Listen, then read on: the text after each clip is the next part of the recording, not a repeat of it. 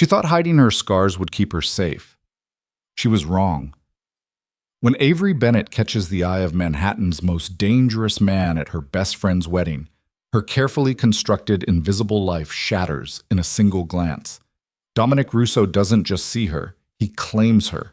And in his world of power, violence, and impossible choices, love isn't a refuge. It's a weapon. Now Avery must decide.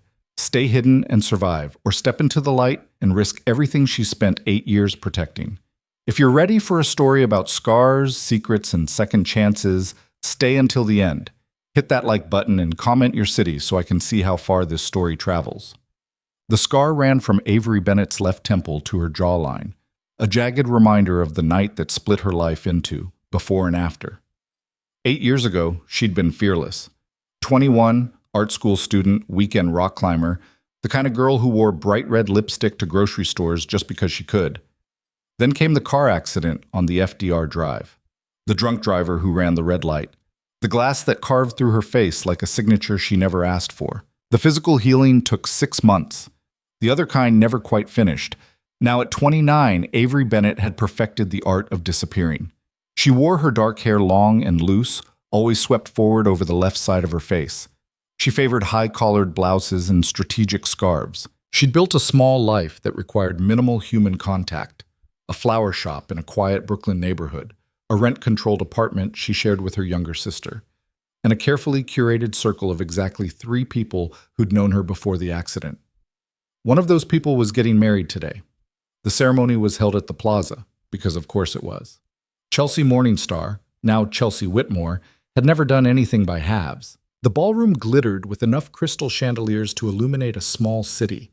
White roses cascaded from every available surface. The guest list read like a Fortune 500 directory. Avery sat in the back row, as planned. She'd arrived late, as planned. She'd positioned herself near the side exit, as planned. Everything according to plan, because plans kept you safe. Chelsea looked radiant in silk and diamonds. Her blonde hair swept into an elegant updo that probably cost more than Avery's monthly rent. Her groom, Harrison Whitmore III, stood at the altar in a custom tuxedo, looking every inch the investment banker heir he was. They were perfect together, magazine cover perfect, the kind of couple that made other people believe in fairy tales. Avery was happy for her friend, genuinely, deeply happy. Chelsea had been there during the worst of it, sitting in hospital rooms, holding Avery's hand through surgeries, never once flinching at the raw, angry wounds that had replaced the face Avery used to know. So when the officiant asked that ancient question, "Does anyone object to this union?" and the room fell into expectant silence, Avery felt tears slip down her cheeks. Happy tears. Grateful tears. The kind that came when you watched someone you loved step into their forever, while you remained firmly planted in your carefully controlled present. She didn't notice him watching. Didn't notice the man in the 3rd row, 3 seats from the aisle, who hadn't looked at the bride once since the ceremony began. Dominic Russo had been watching Avery Bennett from the moment she slipped into the back row, late and lovely and trying so desperately to be invisible. He noticed everything about her. The way she held her body, shoulders curved inward, making herself smaller. The curtain of dark hair that fell across the left side of her face, repositioned every few minutes with an unconscious gesture that spoke of long habit. The simple navy dress that was elegant but unremarkable, designed to help her blend into backgrounds. But it was her hands that caught his attention first. Florist's hands, he thought. The nails were short and practical, but her fingers moved with particular grace, the kind that came from working with delicate things. There was a small cut on her thumb, recently healed. A thorn prick, probably. She was trying to hide. That much was obvious. Dominic made his living reading people, their tells, their fears, their weaknesses. In his world, information was currency and observation was survival. He could catalog a room in 30 seconds, identify threats in 15, decide who lived or died in less than 10. He'd been doing it since he was 17, when his father's murder had thrust him into leadership of the Russo organization years before he was ready. Now, at 35, he ran the most powerful criminal enterprise in New York with the kind of calculated precision that made other men respect him and fear him in equal measure. He didn't attend society weddings. He attended business meetings disguised as society weddings. Harrison Whitmore's father, Harrison Jr., had borrowed money from Russo Interests 5 years ago to cover some unfortunate gambling debts. The debt had been paid, but the connection remained. Today was about maintaining that connection, about being seen in the right places with the right people, about the careful theater of legitimacy that kept men like Dominic out of courtrooms and off of front pages. He should have been watching the bride's family section, cataloging which relatives might be useful for future ventures. He should have been monitoring the security detail he'd noticed stationed discreetly around the perimeter, professional, but not quite professional enough to be federal. Instead, he watched the girl in the back row cry. There was something about the tears that arrested him. They fell silently, quickly brushed away with those graceful fingers. No dramatic sobbing, no theatrical emotion. Just quiet tears that she clearly wished she wasn't shedding, falling for reasons he suddenly wanted very much to understand. The ceremony ended. The bride and groom kissed. The room erupted in applause. The girl in the back row stood immediately, already moving toward the exit. "Boss?" The voice came from Dominic's right. Marcus, his head of security, 6'4" of barely contained violence in an expertly tailored suit. "Reception's in the terrace ballroom. Senator Castellanos here. You wanted an introduction." "Later," Dominic said, his eyes still tracking the dark-haired woman as she slipped through the side door. Marcus followed his gaze. "Problem?" "Information. Who is she?" "Give me 3 minutes." Marcus moved away, phone already to his ear. Dominic made his way through the crowd, accepting congratulations he had no business receiving, shaking hands he'd rather break, smiling the smile that his mother used to say could charm or threaten depending on what the situation required. By the time he reached the terrace, Marcus had returned. "Avery Bennett, 29, childhood friend of the bride. Owns a flower shop in Brooklyn. Bloom and Thistle, modest operation, good reputation. Lives in Park Slope with her younger sister Emily, 24, law student at Columbia. Parents deceased, mother 8 years ago, father 3 years ago. No criminal record, not even a parking ticket. No social media presence. No romantic relationships on record." Dominic processed the information quickly. "The flowers for this wedding?" "Contracted through Elegance and Bloom, the bride's preferred vendor. But according to the wedding planner I just spoke with, the bride insisted her childhood friend personally design the bridal bouquet and the centerpieces for the family tables. So she had talent, connections, and she was deliberately keeping herself small." 8 years ago, Dominic said. "What happened 8 years ago?" Marcus was already pulling it up. "Car accident on the FDR. Drunk driver, T-bone collision, mother killed instantly. Avery Bennett sustained significant facial injuries, multiple surgeries. The other driver served 18 months. Understanding clicked into place. The hair, the positioning, the invisibility. Dominic found her on the far end of the terrace, partially hidden behind a marble column, looking out at Central Park. The reception was in full swing inside. Champagne flowing, orchestra playing, the beautiful people doing what beautiful people did. Out here, the late afternoon sun turned the park into copper and gold. The air still held the last warmth of September. She stood with her arms wrapped around herself, despite the warmth, still trying to be small. He approached slowly, deliberately making noise so he wouldn't startle her. "The centerpieces are exceptional," he said, stopping a respectful distance away. "Particularly the way you incorporated autumn branches with the roses. Most people would have gone predictable. You went bold." She turned, and he got his first clear look at her face. The scar was significant, a pale line that pulled slightly at the corner of her left eye, traveled down her cheek, and ended at her jaw. The surgeons had done good work, but some things couldn't be fully erased. What struck him wasn't the scar. It was everything else. She had the kind of face that stayed with you, dark eyes that held intelligence and wariness in equal measure, sharp cheekbones, a mouth that looked like it might know how to smile even if it wasn't smiling now. She was beautiful in a way that had nothing to do with symmetry and everything to do with presence. "Thank you," she said, her voice quiet but steady. "I didn't realize anyone noticed." "I noticed things," Dominic said. "It's a professional hazard." "What profession is that?" "Complicated." A ghost of something, amusement maybe, crossed her face. "That's not an answer." "No," he agreed. "It's not." They stood in silence for a moment. Inside, someone laughed too loudly. The orchestra shifted into something classical and forgettable. "You're Dominic Russo," she said finally. It wasn't a question. "You know who I am? Chelsea pointed you out earlier, said you were an important business associate of Harrison's father." She paused. She didn't say what kind of business. The complicated kind. This time she definitely almost smiled. "You use that word a lot." "It's accurate a lot." Another silence, but this one felt different, less careful. "I should go back inside," Avery said, but she didn't move. "Should you?" Dominic asked. "Or do you want to?" "Those aren't always the same thing." "No," he said. "They're not." She looked at him then, really looked at him, and Dominic had the strange sensation of being cataloged the way he cataloged others. Being read, being seen. Most people looked at Dominic Russo and saw power, money, danger, the sharp suit and sharper eyes, the controlled violence that hummed beneath his surface like electricity through a wire. This woman looked at him and saw something else. He wasn't sure what, but he wanted to know. "Why did you cry?" he asked. The question surprised them both. "I'm sorry?" "During the ceremony. You cried. Why?" Color touched her cheeks. "That's a strange question to ask a stranger."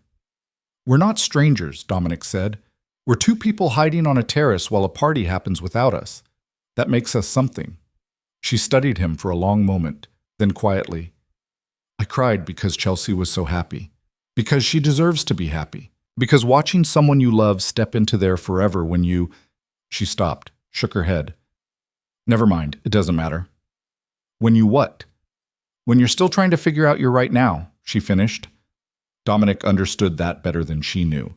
His entire life was built on control because chaos had taken everything once. The night his father died, the night he watched his uncle betray the family and put a bullet in the man who'd raised him, that night had taught him that the only way to survive was to never let the universe call the shots again. Control the chaos, or the chaos controls you. "Chelsea's lucky to have a friend who loves her that much," he said. "I'm the lucky one," Avery replied. "She stayed when most people left." The scar, Dominic thought. She was talking about the scar and whatever came after. "People are idiots," he said. She did smile then, small but real. "Sometimes, yeah." The terrace doors opened and Chelsea herself emerged, champagne flute in hand, looking every inch the radiant bride. "There you are!" She swept toward Avery, her dress a cloud of silk and tulle. "I've been looking everywhere for you. You disappeared." "Just needed some air," Avery said, already repositioning her hair, already shrinking back into herself. Chelsea noticed Dominic and her expression shifted into something more polished. "Mr. Russo, I hope you're enjoying the celebration." "It's beautiful," Dominic said smoothly. "Your friend has exceptional talent." "Doesn't she?" Chelsea beamed, linking her arm through Avery's. "Ave designed all the flowers herself. She wouldn't let anyone else touch the important pieces." "I'm not surprised," Dominic said, keeping his eyes on Avery. "Clearly she brings that kind of care to things that matter." Avery's cheeks colored again, but before she could respond, Harrison appeared, accompanied by an older couple Dominic recognized immediately. Senator and Mrs. Castellano. The next 30 minutes dissolved into the practiced choreography of high society networking. Introductions, small talk, the careful dance of power and influence. Dominic played his part perfectly. The successful businessman with interests in real estate and import/export. Nothing to see here, nothing questionable. But he tracked Avery in his peripheral vision, watched as she slowly detached herself from the group, as she made her quiet excuses, as she prepared to disappear again. Not yet, he thought. When she finally slipped away, heading back inside, Dominic excused himself with the smooth efficiency of someone who'd spent a lifetime ending conversations on his own terms. He found her near the coat check, already collecting a simple black jacket. "Leaving early?" he asked. She startled slightly, then recovered. "The important part's over. Chelsea and Harrison are busy with family. I'll see them when they get back from the honeymoon." "You're avoiding the party." "Oh, I'm avoiding the crowd," she corrected. "There's a difference." "Not much of one." She pulled on her jacket, worn leather, well cared for but old. "Mr. Russo." "Dominic." "Dominic," she said, testing the name like she wasn't sure she had permission to use it. Why are you following me? It was a fair question. He should let her go. Should return to the reception and the senator and the careful maintenance of his legitimate facade. Instead, he said, "Have dinner with me." "What? Dinner? Tomorrow night? Somewhere quiet. Good food, better wine, no crowds." She stared at him like he'd just suggested they rob a bank. "I don't even know you. That's why people have dinner, to get to know each other." "I don't—" She stopped, struggling for words. "I don't do this." "This? Dinner with strangers, dating, any of it." "Why not?" The question clearly caught her off guard. She gestured vaguely at herself, at the scar, at the universe. "I think that's obvious." "It's not obvious to me," Dominic said. "What I see is a talented, intelligent woman who designed half this wedding, who makes her best friend cry happy tears, who said something earlier about trying to figure out her right now. I'd like to have dinner with her. What's obvious about saying no to that?" Avery opened her mouth, closed it, looked at him like he'd just spoken a language she didn't understand. "I need to go," she said finally. "That's not an answer." "It's the only answer I have right now." She turned and walked toward the elevators. Her shoulders curved inward again, making herself small. Dominic let her go, but he memorized everything. The way she moved, the almost smile, the intelligence in those dark eyes. "Bloom and Thistle," Marcus had said. Brooklyn. Tomorrow was Sunday. Flower shops did good business on Sundays. Marcus appeared at his shoulder. "Problem?" "No," Dominic said, still watching the elevator doors close. "Possibility." "Boss, you want me to look into her more thoroughly?" "No, I'll handle this myself." Marcus knew better than to argue when Dominic used that tone. "The Castellano introduction went well. He's interested in discussing the waterfront development project." Business, territory, the carefully orchestrated empire that demanded his attention every waking hour. But for the first time in longer than he could remember, Dominic found himself thinking about something, someone else. Sunday morning came wrapped in the kind of perfect September weather that made New Yorkers forget they lived in a concrete jungle. Clear skies, warm sun, air that smelled like possibility. Avery opened Bloom and Thistle at 7 a.m., same as always. Sundays were busy, bouquets for brunches, apology flowers for Saturday night mistakes, arrangements for family dinners and first dates, and all the small moments that people marked with blooms. She loved her shop, loved the smell of fresh flowers and earth, the riot of colors that greeted her every morning, the quiet satisfaction of creating something beautiful from stems and petals and careful attention.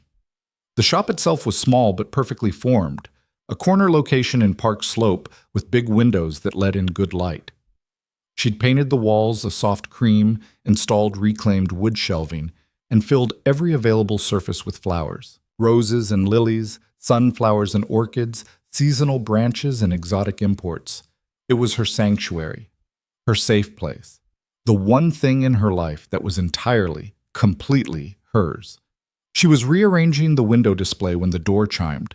"We're open," she called, not looking up from the sunflowers she was positioning. "Good to know." That voice. Smooth, controlled, unmistakable. Avery turned so fast she nearly knocked over a vase. Dominic Russo stood in her doorway, looking utterly out of place and completely at ease. He wore dark jeans and a black sweater, expensive but casual, his hair slightly mussed like he'd actually run his fingers through it instead of letting some stylist perfect it. He looked less like a businessman and more like trouble. "What are you doing here?" The question came out sharper than she intended. "Buying flowers," he said, closing the door behind him. "That's what one does in a flower shop, isn't it?" "How did you find me?" "You told Chelsea you owned Bloom and Thistle. She told me where it was." He moved further into the shop, examining the displays with what looked like genuine interest. "This is impressive. How long have you been in business?" 5 years. And Chelsea wouldn't just tell you where my shop was. She did when I told her I wanted to send you flowers as a thank you for the wedding arrangements." He picked up a perfect white rose, examining it closely. "I wasn't lying. The arrangements were exceptional. You should be proud." Avery felt her carefully constructed composure cracking. "Mr. Russo, Dominic, I appreciate the compliment, but you didn't come here to buy flowers." "No." he agreed, setting down the rose with surprising care. I came to convince you to have dinner with me. I already said no. You said you needed to go. That's different than no. It was meant as no. Was it? He moved closer, and Avery fought the urge to step back, because what I heard was a woman who spent a long time telling herself she doesn't deserve nice things, saying no to something nice before anyone could say no to her first. The accuracy of that statement hit her like a physical blow. You don't know me, she said. No, but I'd like to. That's why people have dinner together. He paused. Unless you're actually not interested, in which case I'll apologize for bothering you and leave. But I don't think that's what this is. What do you think this is? Fear, he said simply. You're afraid. Of you? Of what I represent, of stepping outside your carefully controlled world, of being seen. Avery felt her throat tighten. He'd been in her shop for 3 minutes, and he'd already seen too much, read her too clearly, pulled apart her defenses with the casual precision of someone who made a living understanding people. I should get back to work, she said, her voice not quite steady. What are you afraid will happen? Dominic asked, his voice gentler now. Worst case scenario. We have dinner, we don't connect, we both move on with our lives. Best case scenario, you have a good meal and interesting conversation with someone who finds you fascinating. Why? The question burst out before she could stop it. Why me? You could have dinner with anyone. You could... She gestured at herself, at her hidden face, at her small shop and smaller life. Why would you want to have dinner with me? Dominic looked at her for a long moment. Then he said something she didn't expect. 8 years ago, I watched my father die. Someone I trusted put a gun to his head and pulled the trigger while I was forced to watch. I was 17. In one night, I went from being a kid with a future to being the head of an organization I wasn't ready to lead, surrounded by people who wanted me dead or wanted to use me. Avery froze, the confession hanging between them like something fragile. I survived by learning control, Dominic continued, by making myself untouchable, by never letting anyone see weakness or uncertainty. I built walls so high that I forgot what it felt like to want something just because I wanted it, not because it served some strategic purpose. He took a step closer. Then yesterday, I watched you cry at a wedding. Really cry. Not performance tears, but real ones. And I watched you try to hide them, try to hide yourself, try to take up as little space as possible. And something in me recognized something in you. Two people who've spent a long time building walls, standing on opposite sides of a terrace. Avery couldn't breathe, couldn't look away. So why you? Dominic said. Because for the first time in 8 years, I saw someone and thought about something other than control and strategy and survival. I thought about possibility, and I'd like to explore that if you'll let me. The shop fell into silence. Outside, Brooklyn hummed with Sunday morning life. Inside, Avery Bennett stood at a crossroads she didn't know existed 5 minutes ago. Say no, the careful part of her whispered. Send him away. Go back to your safe, small life. But another part, the part that used to rock climb and wear red lipstick to grocery stores, the part that had been buried under 8 years of careful invisibility, that part whispered something else. Say yes. One dinner, she heard herself say. Somewhere quiet. No crowds. Dominic's smile was small but genuine. One dinner, I know a place. I need to close the shop at 6. I could meet you at 7. I'll pick you up. I'll meet you, Avery said firmly. Where? He pulled a card from his pocket, thick, expensive paper with minimal text, just a name and phone number. Text me your address. I'll send you the location. She took the card, their fingers brushing for just a second. This doesn't mean... It means you said yes to dinner, Dominic interrupted gently. Nothing more, nothing less. Whatever happens after that is up to you.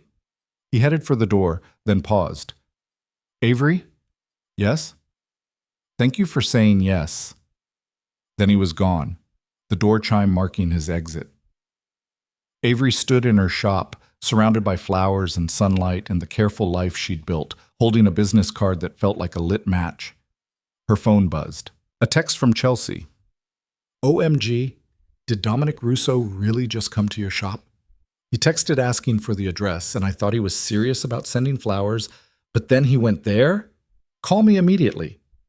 Avery stared at the message, then at the card in her hand, then at her reflection in the window, her hair falling forward, hiding her scar, hiding herself.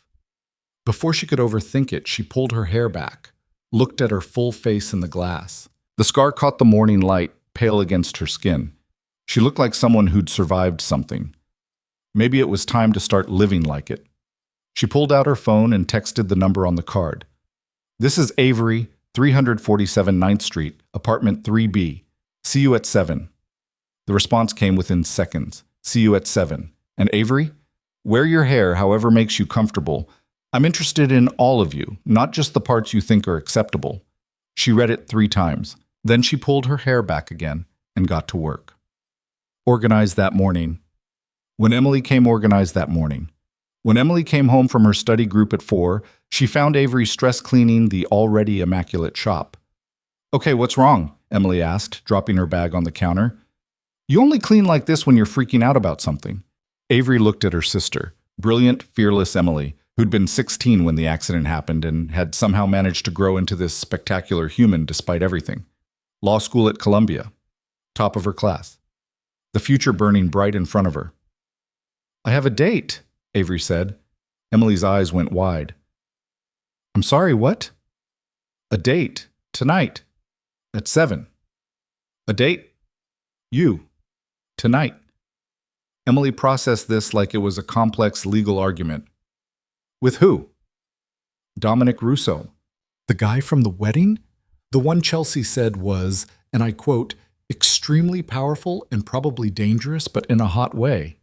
"That's the one." Emily came around the counter, took her sister's hands.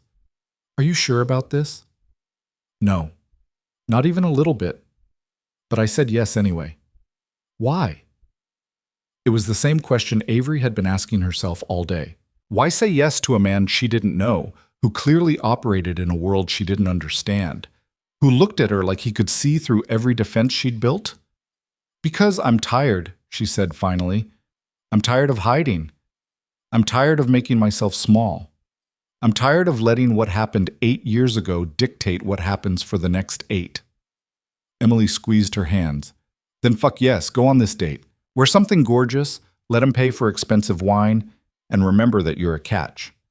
Scar or no scar, you're brilliant and talented and beautiful. I'm not done. You've spent 8 years taking care of me, building this business, being there for everyone else. It's your turn. So go, have dinner, let someone see you, actually see you." Avery felt tears sting her eyes. What if he's lucky enough to get to know you?" Emily finished. "Ave, you can't control what other people think or feel. You can only control what you do. So do this. Be brave for 2 hours. See what happens." At 6:30, Avery stood in front of her bathroom mirror, second-guessing everything. The dress was simple, dark green, fitted but not tight, hitting just above the knee. Emily had insisted she borrow heels. Her makeup was subtle, just enough to feel polished. And her hair, she'd tried it down, the familiar curtain hiding the left side of her face. Safe, comfortable, invisible. Then she thought about Dominic's text. "I'm interested in all of you." She pulled her hair back into a low bun, leaving her face fully visible. The scar caught the bathroom light, a pale reminder of everything that had changed and everything she'd survived. "You look beautiful," Emily said from the doorway. "I look terrified." "You look brave." "There's a difference." At 6:55, Avery's phone buzzed. "I'm outside. No rush." She grabbed her small clutch, checked her appearance one more time, and headed downstairs before she could change her mind. Dominic stood beside a sleek black car, and Avery felt her breath catch. He wore a charcoal suit, no tie, looking every inch the powerful man Chelsea had warned her about. But when he saw her, his expression shifted into something softer. "You look beautiful," he said. "Thank you." She gestured at the car. "This is subtle." He smiled. "Would you prefer I'd taken the subway?" "Honestly, kind of." "Next time," he said, opening the door for her. "Tonight, let me do this properly." The restaurant was in Tribeca, the kind of place that didn't advertise because it didn't need to. Intimate lighting, private booze, a wine list that probably cost more than Avery's monthly rent. The host greeted Dominic by name and led them to a corner booth with a view of the city lights. "You come here often," Avery observed as they sat. "When I want to have a conversation without being interrupted," Dominic said. "The owner is discreet." "Is that code for something?" "It's code for he values privacy, and I value that quality." The waiter appeared with a bottle of wine, something Italian that Dominic must have ordered ahead of time. He poured 2 glasses and disappeared. "To possibilities," Dominic said, raising his glass. Avery touched her glass to his. "To not running away immediately." "That's a low bar." "It's where I'm starting." They ordered, Dominic something with lamb, Avery wild salmon, and then the real conversation began. "Tell me about your shop," Dominic said. "How did you end up in flowers?" So she told him. About art school, about the accident, about the long recovery and longer rebuilding, about how flowers had been the first beautiful thing she'd been able to look at after the surgeries, how their temporary nature had made sense when everything felt temporary and broken. "My mom used to garden," she said. "Nothing fancy, just a small plot behind our house in Connecticut. She'd drag me out there every spring to plant bulbs. I hated it then. Dirt under my fingernails, bugs, the sun making me sweat. After she died, I couldn't stand to see flowers. They reminded me of everything I'd lost."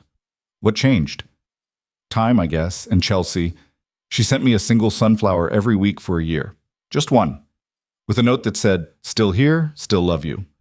After about 6 months, I started keeping them in water instead of throwing them away.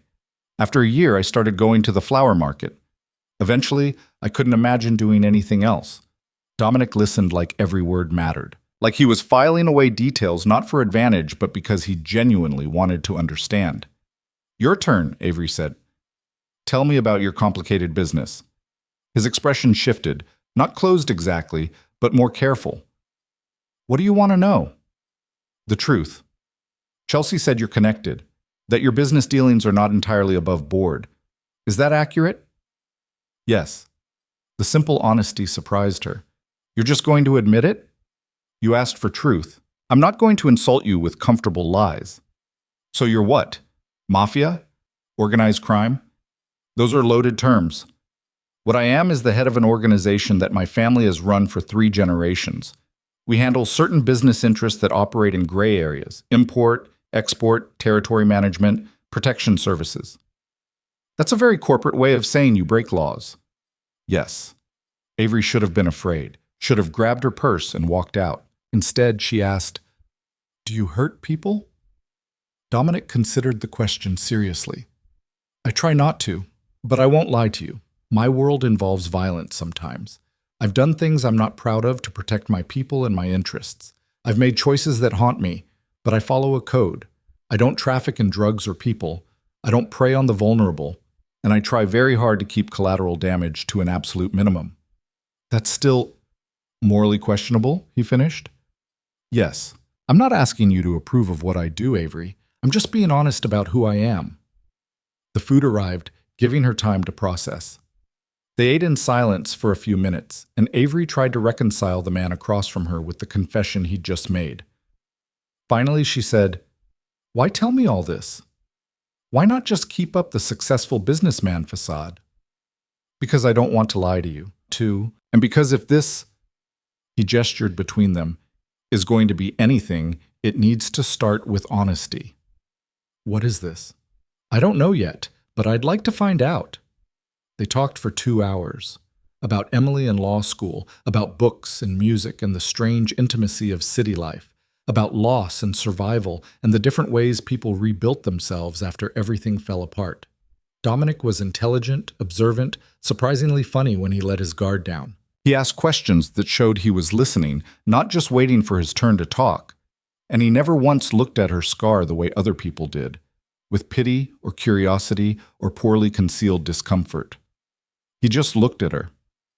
When the check came, Avery reached for it. Dominic beat her to it. "I invited you," he said. "I'm capable of paying for my own dinner." "I know you are. But let me do this." It should have felt controlling. Instead, it felt like care. Outside the restaurant, the night had turned cool. Dominic shrugged off his jacket and draped it over her shoulders before she could protest. "I can drive you home," he said, "or we can walk for a bit. Your choice." Avery looked at the city lights, at the man beside her, at the possibility hanging in the air between them. "Walk," she said. They walked through Tribeca, past expensive lofts and late-night cafes. They didn't talk much, just existed in the same space, finding a rhythm that felt surprisingly natural. When they finally reached his car, Dominic turned to her. "I had a good time tonight," he said. "So did I, against my better judgment." He smiled. "Can I see you again?" "I don't know. This is a lot to process." "Take your time, process, think, decide what you want." He pulled out his phone. "But I'm going to text you tomorrow anyway. You can choose whether to respond." Persistent. "When I see something worth pursuing, I don't give up easily." He drove her home, walking her to her building entrance even though she insisted it wasn't necessary. "Thank you," Avery said at the door. "For dinner, for honesty, for not running when I asked difficult questions. Thank you for saying yes, for taking a chance on possibility." He didn't try to kiss her, just waited until she was safely inside before returning to his car. Upstairs, Emily was waiting with ice cream and interrogation. "So?" she demanded. "How was it? What's he like? Are you seeing him again? Did he kiss you?" Avery collapsed onto the couch, still wearing his jacket, trying to sort through the whirlwind of the evening. "It was good," she said finally. "Confusing and honest and good. But he's dangerous, Em. Not like violent dangerous. Well, maybe that too. But dangerous to the careful life I've built. He sees too much. Asks too many questions. Makes me want things I've convinced myself I don't need." "Maybe you do need them," Emily said gently. "Maybe you deserve them." That night, alone in her room, Avery looked at herself in the mirror. At the scar that had defined her for 8 years. At the face she'd spent so long hiding. She thought about Dominic's words. "I'm interested in all of you, not just the parts you think are acceptable." Her phone buzzed. A text. "Made it home. Thank you again for tonight. Sleep well, Avery." She stared at the message for a long time. Then she typed, "Thank you for seeing me." His response came immediately. "Hard not to. You're exceptionally worth seeing." Avery fell asleep wearing his jacket, a small smile on her face, and for the first time in 8 years, she dreamed about the future instead of the past. The text started the next morning. Nothing overwhelming, just a simple good morning at 8 a.m., followed by a photo of an espresso cup at 9 with the caption, "Thinking about last night." Avery stared at her phone while arranging a bouquet for a regular customer, Mrs. Chen, who came in every Monday for fresh peonies. "You're smiling at your phone," Mrs. Chen observed. "That's new." "Just a text from a friend," Avery said, feeling her cheeks warm. "A friend who makes you smile like that is more than a friend, sweetheart." After Mrs. Chen left, Avery typed back, "What part of last night?" The response came within seconds, all of it, but especially the part where you said yes. Over the next week, the texts became a rhythm, morning greetings, photos of things that made him think of her, a sculpture in a park, the way light hit a building at sunset, a vintage botanical print he found in an antique shop, questions about her day, her work, the flowers she was designing.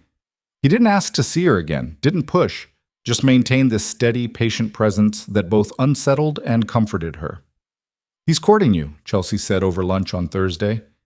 They sat at their usual spot, a small cafe near Avery's shop that made excellent sandwiches and minded their own business.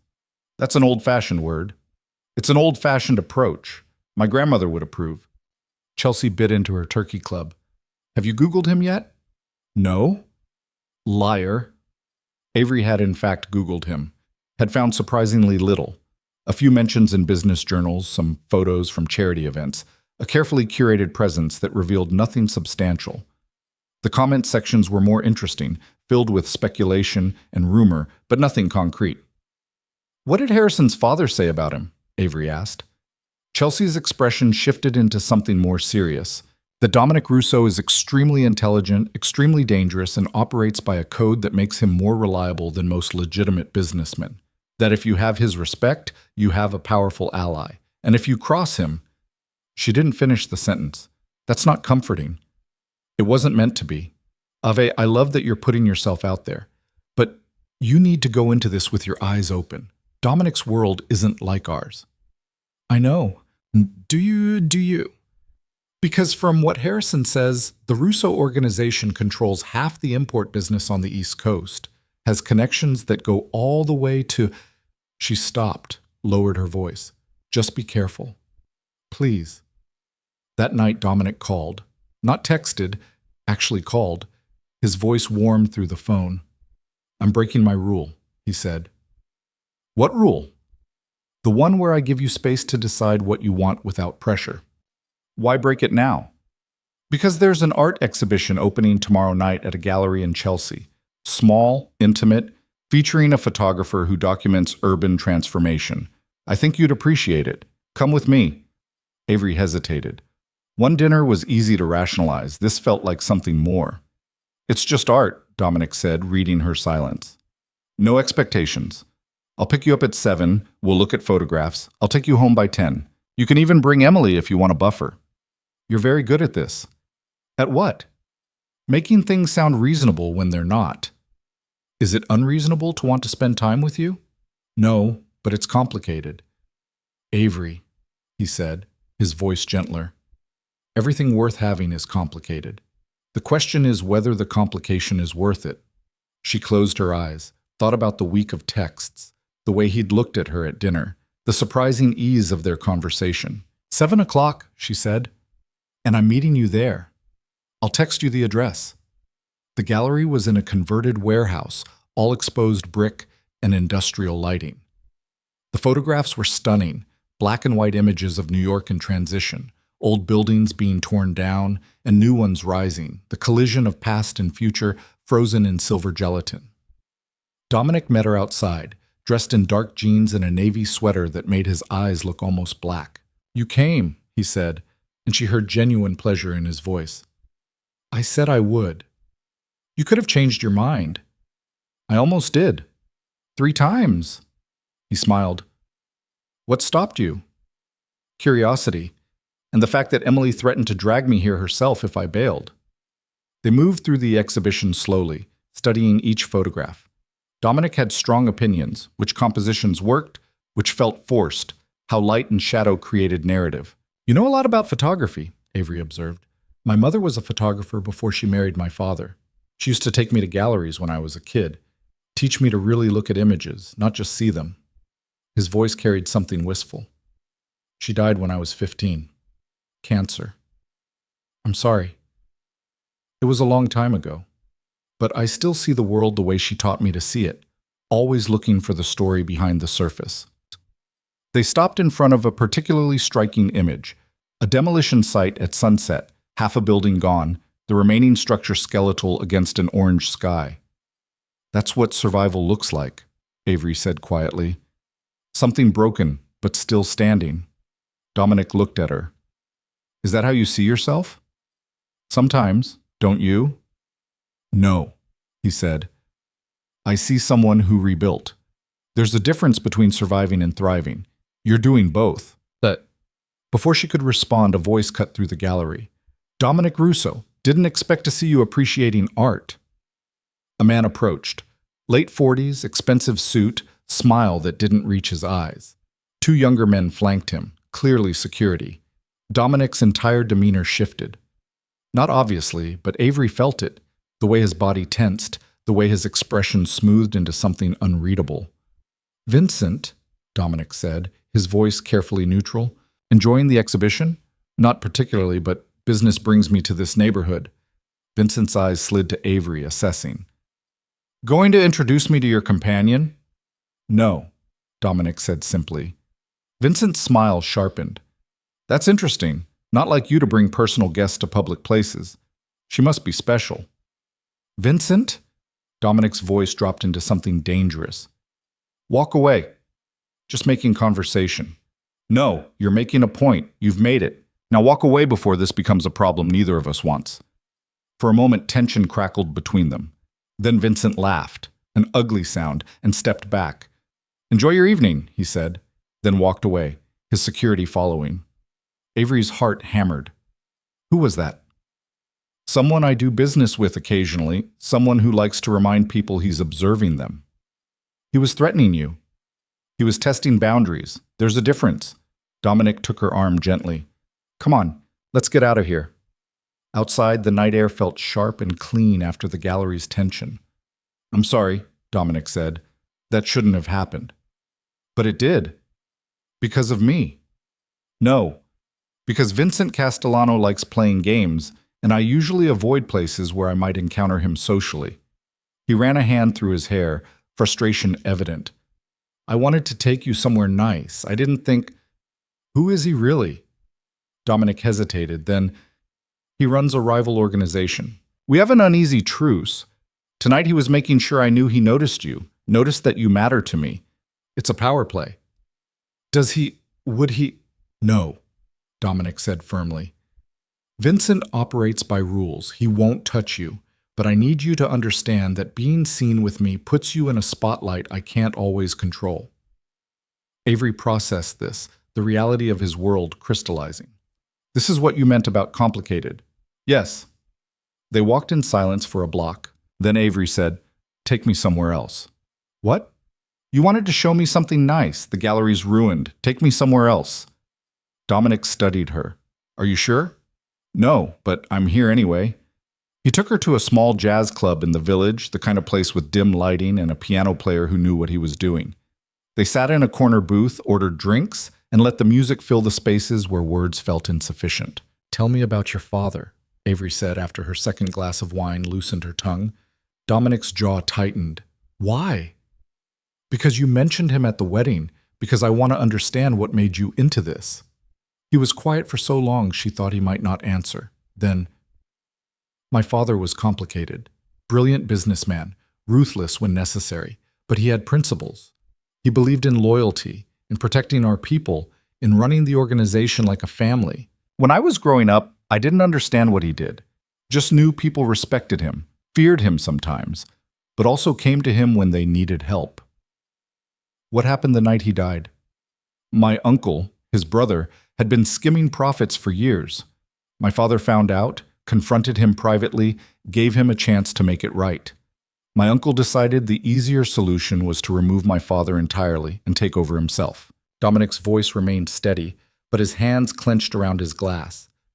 He invited my father to a meeting, brought me along, said it was time I learned the business. Then he put a gun to my father's head and pulled the trigger while his men held me back. Avery reached across the table, covered his hand with hers. I was 17, Dominic continued. Everything I knew about leadership, I learned in the year after that night. My uncle thought killing my father would make him the obvious successor. He didn't count on the fact that my father's people valued loyalty over blood. They chose me. Barely an adult, grieving, terrified, but they chose me. What happened to your uncle? He's dead. I won't pretend I'm sorry about that. Did you? No, but I gave the order. Does that make it better or worse? Avery didn't answer, couldn't answer. This is who I am, Dominic said, turning his hand to grip hers. I make decisions that affect people's lives. I operate in a world where violence is sometimes the only language people understand. I'm not asking you to accept it or approve of it. But if we're going to keep doing this, you need to see all of it. I'm trying, Avery said. This is so far from anything I understand. I know. And I know it would be easier for you to walk away.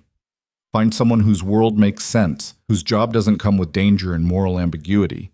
Is that what you want, for me to walk away? No, he said, his voice rough. That's the last thing I want. They stayed until the club closed, talking about everything and nothing, finding their way back to easier ground. When Dominic finally drove her home, he walked her to her door again. Thank you, Avery said. For being honest, even when it's hard. Thank you for not running. Yet, she said, I haven't run yet. Yet is better than already. He touched her face gently, his thumb brushing her cheek just below the scar. Sleep well, Avery. Over the next 2 weeks, they fell into a pattern. Dinners twice a week, long phone conversations that stretched past midnight, stolen hours where Dominic would show up at her shop with coffee, stay for 20 minutes of conversation, then disappear back into his complicated world. Emily watched it all with a mixture of concern and encouragement. He's different with you, she observed one night while they made dinner. Chelsea showed me photos from charity events where he's all cold businessman. With you, he smiles. Like actually smiles. That doesn't mean this is a good idea. No, but it means it's real. That counts for something. What Avery didn't tell Emily was how good it felt to be seen. To have someone remember that she preferred tea to coffee, that she loved old architecture, that thunderstorms made her anxious because they sounded like car crashes. Dominic noticed everything, remembered everything, treated her preferences like they mattered. But she also noticed other things. The way his phone buzzed constantly with messages he would glance at and ignore.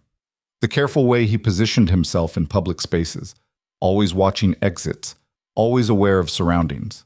The night she saw a bruise on his knuckles that he brushed off as a disagreement that got physical.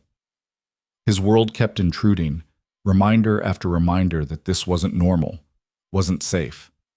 The breaking point came on a Tuesday.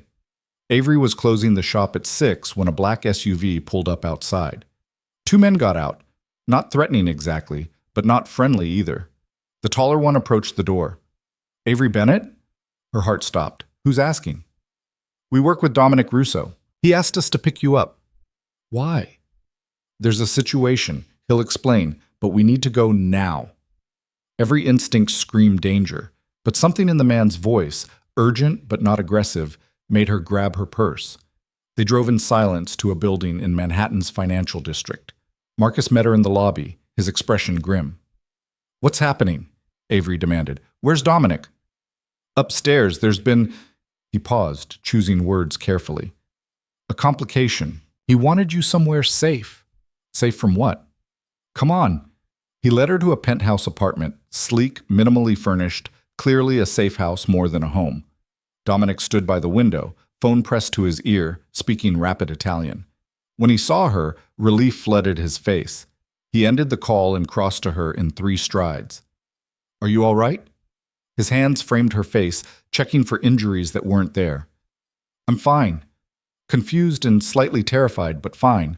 "What's going on?" Dominic exchanged a look with Marcus, who quietly left the room. "There was an incident this afternoon," Dominic said carefully. "A rival faction, not Vincent's people, someone smaller and stupider, decided to make a move on some of my territory. The situation escalated. There was concern that they might try to leverage people I care about. Understanding hit her like cold water. They were going to come after me. We didn't know for certain, but I wasn't taking chances. So you just had your people pick me up? Without warning? Without asking?" "There wasn't time, Nit. There's always time for a phone call, Dominic." Her fear crystallized into anger. "You can't just send armed men to collect me like I'm a package. I was protecting you. By scaring me half to death? By making decisions about my safety without consulting me?" They stared at each other, the tension sharp between them. Finally, Dominic said, "You're right. I should have called. Should have explained. When Marcus told me there might be a threat, all I could think about was getting you somewhere safe. I'm not a child. I'm not some fragile thing that needs to be managed. I know that. Do you? Because right now it feels like you made a unilateral decision about my life without considering that I might want a say in it." Dominic ran both hands through his hair, frustration evident. "This is new for me. Caring about someone who isn't part of this world. Someone I can't just order around or protect through force. I'm trying to figure out how to keep you safe while respecting your autonomy. And I'm clearly not doing a great job." Some of Avery's anger deflated. "What happened? Is the situation resolved?" "For now, the people who made the move have been dealt with. But Avery—" He moved closer, his voice dropping. "This won't be the last time. As long as you're connected to me, there will be people who see you as a weakness they can exploit. So what are you saying?" "I'm saying you need to decide if this is worth it." "If I'm worth it?" "Because I can protect you, but I can't make your life normal. I can't promise there won't be nights like this, moments of fear, complications you never asked for." Avery looked at him, this complicated, dangerous man who brought her coffee and remembered her preferences and looked at her like she was the most fascinating thing he'd ever seen. "I need to think," she said finally. "Of course. Marcus will take you home whenever you're ready. I've posted security outside your building just until we're certain—" "No." "Avery, no security at my building. You don't get to make that decision for me. If I'm in actual danger, we'll discuss it, but I won't live in a cage, even a comfortable one." Dominic looked like he wanted to argue. Instead, he nodded. All right, but please let Marcus drive you home. And keep your phone on. If anything feels wrong, I'll call. I promise. The drive back to Brooklyn was quiet. Marcus didn't try to make conversation, and Avery was grateful. She needed to think, needed to process what had just happened. Emily was waiting when she got home, alerted by the security detail that had briefly appeared and then vanished. What the hell happened? Emily demanded. Avery told her everything. The pickup, the safe house, the argument, Dominic's admission that this would be her life if she stayed with him. So what are you going to do? Emily asked when she finished. I don't know. Part of me wants to run as fast as I can, but another part wants to stay. Is that crazy? Emily was quiet for a moment. Then, remember when I was applying to law schools? You told me that the things worth having are usually the things that scare us the most. That fear isn't a reason to say no. It's just information to consider while deciding. I'm regretting that advice now. Well, I'm not. Ave, only you can decide if this is worth it, but don't let fear make the choice for you. Let it inform the choice, but don't let it decide. That night, Avery lay in bed and thought about the past 3 weeks. The dinners and conversations, the way Dominic looked at her, the feeling of being seen and valued and wanted, but also the danger, the moral ambiguity, the world she didn't understand. Her phone buzzed, a text from Dominic. I'm sorry about tonight. You deserve better than fear and armed escorts. You deserve normal and safe and uncomplicated. I can't give you those things, but I can give you honesty, protection, and everything I am. If that's not enough, I'll understand. She stared at the message for a long time. Then she typed, what if I don't want normal? What if I want real, even if real is complicated? His response came quickly. Then we figure it out together, at your pace, with your boundaries. I'm not going anywhere unless you tell me to. I need time to think. Take all the time you need. I'll be here. The next morning, Avery opened her shop and tried to focus on work, but her mind kept circling back to the same questions. What did she want? What was she willing to risk? Where was the line between brave and stupid? At noon, Chelsea appeared with lunch and determination. Talk, Chelsea demanded, setting down sandwiches. Emily called me. She's worried. Everyone's worried. I'm worried. So talk to me. What's going on in that analytical brain of yours? Avery laid it all out. Her feelings, her fears, the impossible choice between safety and possibility. Here's what I think, Chelsea said when she finished. You've spent 8 years playing it safe, building a life that protects you from pain and rejection and risk. And it's worked. You have your shop, your sister, your small circle of people who love you. But is it enough? It was. Before Dominic. Before I remembered what it felt like to want something that scared me. Chelsea reached across the table, took her hand. Only you can decide if he's worth the risk. But Avy, you're allowed to choose something messy and complicated. You're allowed to want more than just safe. That afternoon, Avery made her decision. She texted Dominic, "Can you come to the shop at closing? We need to talk." His response was immediate. "I'll be there." At 6 o'clock, as the last customer left, Dominic appeared. He looked nervous, an expression she'd never seen on him before. "Hi," she said. "Hi." They stood in the middle of her shop, surrounded by flowers and fading sunlight, and Avery took a breath. "I've been thinking about what you said, about not being able to give me normal or safe or uncomplicated." "Avery, let me finish." She moved closer. "I don't want normal. Normal is what I've had for 8 years, and it's been small and careful and lonely. What I want is real.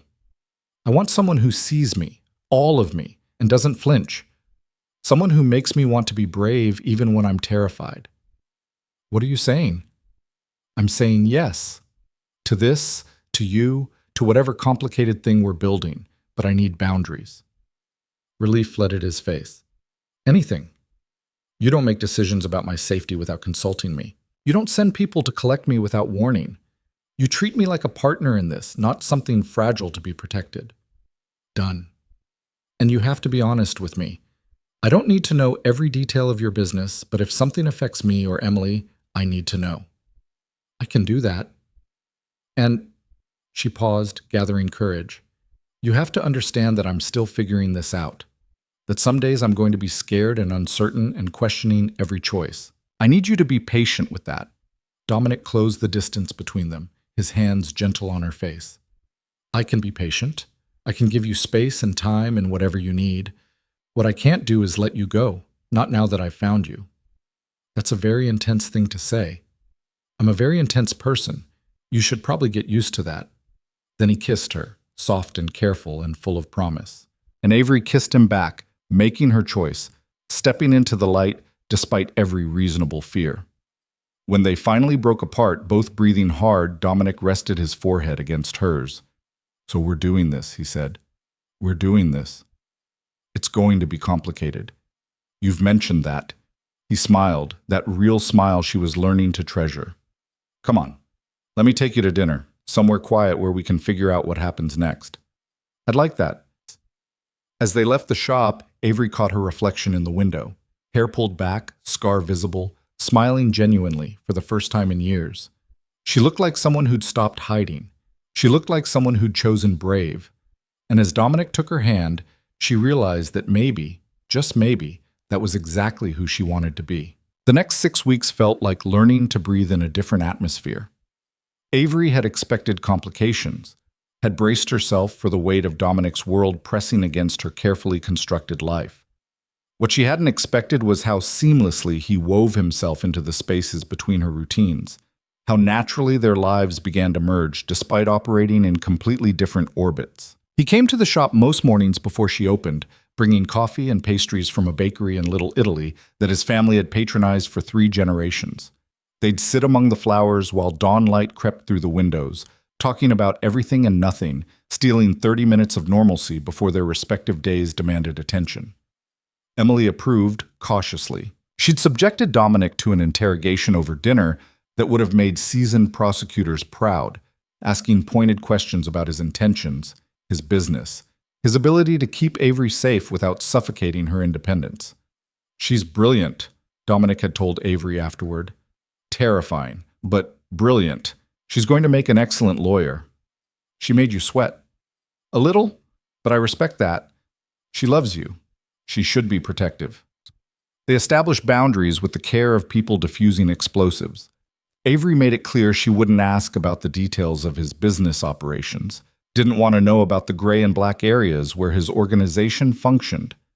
Dominic promised to warn her about potential dangers without wrapping her in cotton wool, to treat her like an adult capable of assessing risk. It worked, mostly, until it didn't. The call came on a Wednesday afternoon in late October. Avery was designing centerpieces for a corporate event when her phone rang. Chelsea's number, but the voice on the other end was Harrison's, tight with panic. Avery, is Chelsea with you? No, I haven't seen her since lunch yesterday. Why? A pause, heavy with something that made Avery's stomach clench. She's missing. Left for a doctor's appointment this morning and never came home. Her phone's going straight to voicemail. I've called everyone we know and I don't know what to do. Have you called the police? They said it hasn't been long enough, that she's an adult who might have just lost track of time, but Avery, she wouldn't do that. Something's wrong. I can feel it. Avery's mind raced. I'm calling you back in 5 minutes. She ended the call and immediately dialed Dominic. He answered on the first ring. I need your help, she said without preamble. Chelsea's missing. Tell me everything. She relayed Harrison's information, heard Dominic's tone shift from warm to all business in seconds. Give me 10 minutes, he said. Don't do anything until I call you back. Dominic, 10 minutes, Avery. Trust me. 7 minutes later, her phone rang. She's in Manhattan, Dominic said without preamble. Marcus tracked her phone. It's off now, but the last ping was in Hell's Kitchen near 10th Avenue. That's not a doctor's office neighborhood. How did you... Never mind. What do we do? We? Nothing. I'm sending Marcus and a team to locate her. Dominic, she's my best friend. I'm not sitting this out. A heavy sigh. I knew you were going to say that. Fine. But you stay with me, you follow my instructions exactly, and if I tell you to leave, you leave. No arguments. Agreed. He picked her up 20 minutes later, Marcus driving while Dominic made rapid-fire calls in Italian, his voice clipped and commanding. Avery had never seen this version of him, the crime boss, the leader who people obeyed without question. It should have frightened her. Instead, she felt oddly reassured. "Here's what we know," Dominic said, ending his last call. "Chelsea's credit card was used at a pawn shop in Hell's Kitchen 2 hours ago. The shop owner remembers her, said she looked distressed, pawned her wedding ring and a diamond bracelet for cash." Avery's blood ran cold. Chelsea would never pawn her wedding ring, not voluntarily. "That's what I thought. Marcus?" "Already there, boss. Shop owner's being cooperative." They pulled up to a dingy storefront wedged between a laundromat and a bodega. Marcus stood outside with 2 other men and a nervous-looking man in his 50s who kept glancing at Marcus like he might be devoured. "Mr. Chen," Dominic said, his voice perfectly polite and absolutely terrifying. "Thank you for your cooperation. Tell us exactly what happened." Chen spoke rapidly, his hands shaking. "The lady came in around 11, said she needed cash fast, no questions. She was crying, kept looking at her phone. Pawned the ring and bracelet for $800, way under value, but she insisted. Then she left in a cab heading west." "Did she say why she needed the cash?" "No, but she was scared. Really scared." Dominic pulled out his phone, showed Chen a photo.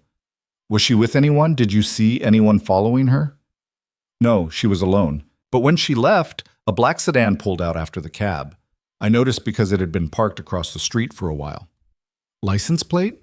"Didn't see it. I'm sorry." Dominic handed him a card. "If you remember anything else, call this number immediately." Back in the car, Avery's hands trembled. "Someone took her. Someone's forcing her to get money." "It looks that way," Dominic said grimly. He made another call, this one in English.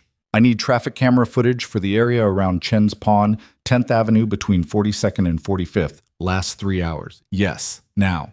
I'll hold." "You can just request traffic footage?" Avery asked. "I can request a lot of things." Within minutes, Dominic had an address, a storage facility on the west side where the cab had dropped Chelsea. He also had something else, information that made his jaw tighten and his eyes go cold. "The sedan belongs to a small-time operator named Ricky Castellano," he said quietly. "Castellano? Like Vincent?" "Vincent's nephew. Stupid, reckless, always trying to prove himself to his uncle." Dominic's hands clenched. "This is because of me. Because Vincent saw you at the gallery. Because he's sending a message." "What kind of message?" "That he can reach the people I care about. That nowhere is safe." He looked at her, something raw in his expression. "Avery, I'm sorry. This is exactly what I warned you about." "We can deal with your guilt later," Avery said, her voice steadier than she felt. "Right now, we find Chelsea."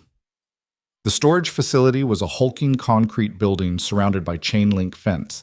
Marcus had already positioned men at key points, and when Dominic's car pulled up, he approached immediately. "Unit 237, 3rd floor. 2 guards posted outside. We can take them quietly, but boss..." He glanced at Avery. "She shouldn't be here for this." "I'm not leaving," Avery said before Dominic could speak. "Avery, she's my best friend. I'm not leaving." Dominic studied her, then nodded once. "You stay behind me. You don't move unless I tell you to. And if shooting starts, you run. Understood?" Her mouth went dry. "Shooting? Hopefully it won't come to that, but I need your word." "You have it." They entered through a side door Marcus's men had already secured. The interior was dimly lit, rows of orange storage units stretching in every direction. They climbed stairs in silence, Dominic moving with lethal precision, Marcus and his team flanking them. At Unit 237, 2 men stood guard, young, armed, trying to look tougher than they were. When they saw Dominic, their bravado faltered. "Walk away," Dominic said quietly. "Right now. Tell Ricky that Dominic Russo is here and he has exactly 60 seconds to open this door and release the woman inside before this becomes a situation his uncle won't be able to fix." The guards exchanged glances. One reached for his phone. Marcus was faster, his gun appearing with practiced ease.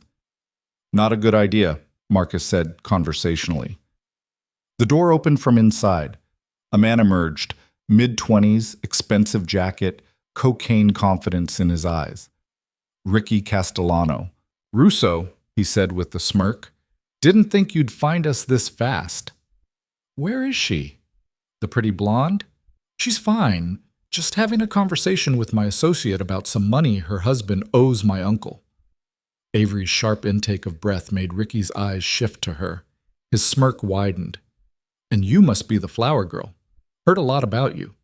My uncle's very interested in—" He didn't finish the sentence. Dominic moved faster than Avery could track, had Ricky against the wall with a gun pressed under his chin before the younger man could blink. "You have 5 seconds to produce that woman unharmed," Dominic said, his voice dead calm. "After that, I stop being reasonable." "You wouldn't. My uncle. Your uncle is going to be very disappointed when he hears his nephew started a war over nothing. 4 seconds. It's not nothing. Harrison Whitmore owes us $50,000 for 3 seconds. Ricky's confidence cracked. "Fine. She's inside. She's fine. We just wanted the money." Dominic nodded to Marcus, who moved past them into the storage unit. Seconds later, he emerged with Chelsea, disheveled, mascara streaked, but alive. She saw Avery and nearly collapsed. Oh my God, Ave!" Avery caught her friend, holding her tight while Chelsea shook. "I've got you. You're safe." "Harrison, they said Harrison owes them money. They were going to hurt me if he didn't pay." "We're handling it," Avery said, her voice fierce. "You're safe now." Dominic still had Ricky pinned. "Here's what's going to happen. You're going to call your uncle. You're going to tell him this was a mistake, that you acted without authorization. Then you're going to personally apologize to Mrs. Whitmore for frightening her." "Fuck you!" The gun pressed harder. "That wasn't a request." Ricky made the call, his voice shaking. When he finished, Dominic released him and stepped back. "The Whitmore debt will be addressed through proper channels," Dominic said. "Not through kidnapping civilians. You tell Vincent I'll be in touch. And Ricky?" He leaned in close. "If you ever come near either of these women again, your uncle won't be able to protect you from what I'll do. We clear?" Ricky nodded frantically. Marcus escorted Chelsea and Avery out, while Dominic remained behind for what he called cleanup. In the car, Chelsea couldn't stop shaking. "I didn't know," she said through tears. "Harrison never told me about any debt. I thought he was doing well. I thought everything was fine." "It's not your fault," Avery said firmly. "None of this is your fault. They showed me photos of you, of Emily, of Harrison's parents. They said if we didn't cooperate—" She broke off, sobbing. Cold rage flooded through Avery. She'd known Dominic's world was dangerous, but knowing abstractly and seeing her best friend terrified were entirely different things. By the time they reached Chelsea and Harrison's apartment, Harrison was pacing the living room like a caged animal. When he saw Chelsea, he pulled her into his arms, his own tears flowing. "I'm sorry," he kept saying. "I'm so sorry. I never meant for this to happen." Dominic arrived 20 minutes later, his expression unreadable. He accepted Harrison's frantic thanks with a curt nod, then asked to speak with him privately. In the study, with the door closed, Avery heard raised voices. Harrison's defensive, Dominic's controlled but firm. When they emerged 15 minutes later, Harrison looked pale and chastened. "The debt is real," Dominic said to Avery and Chelsea.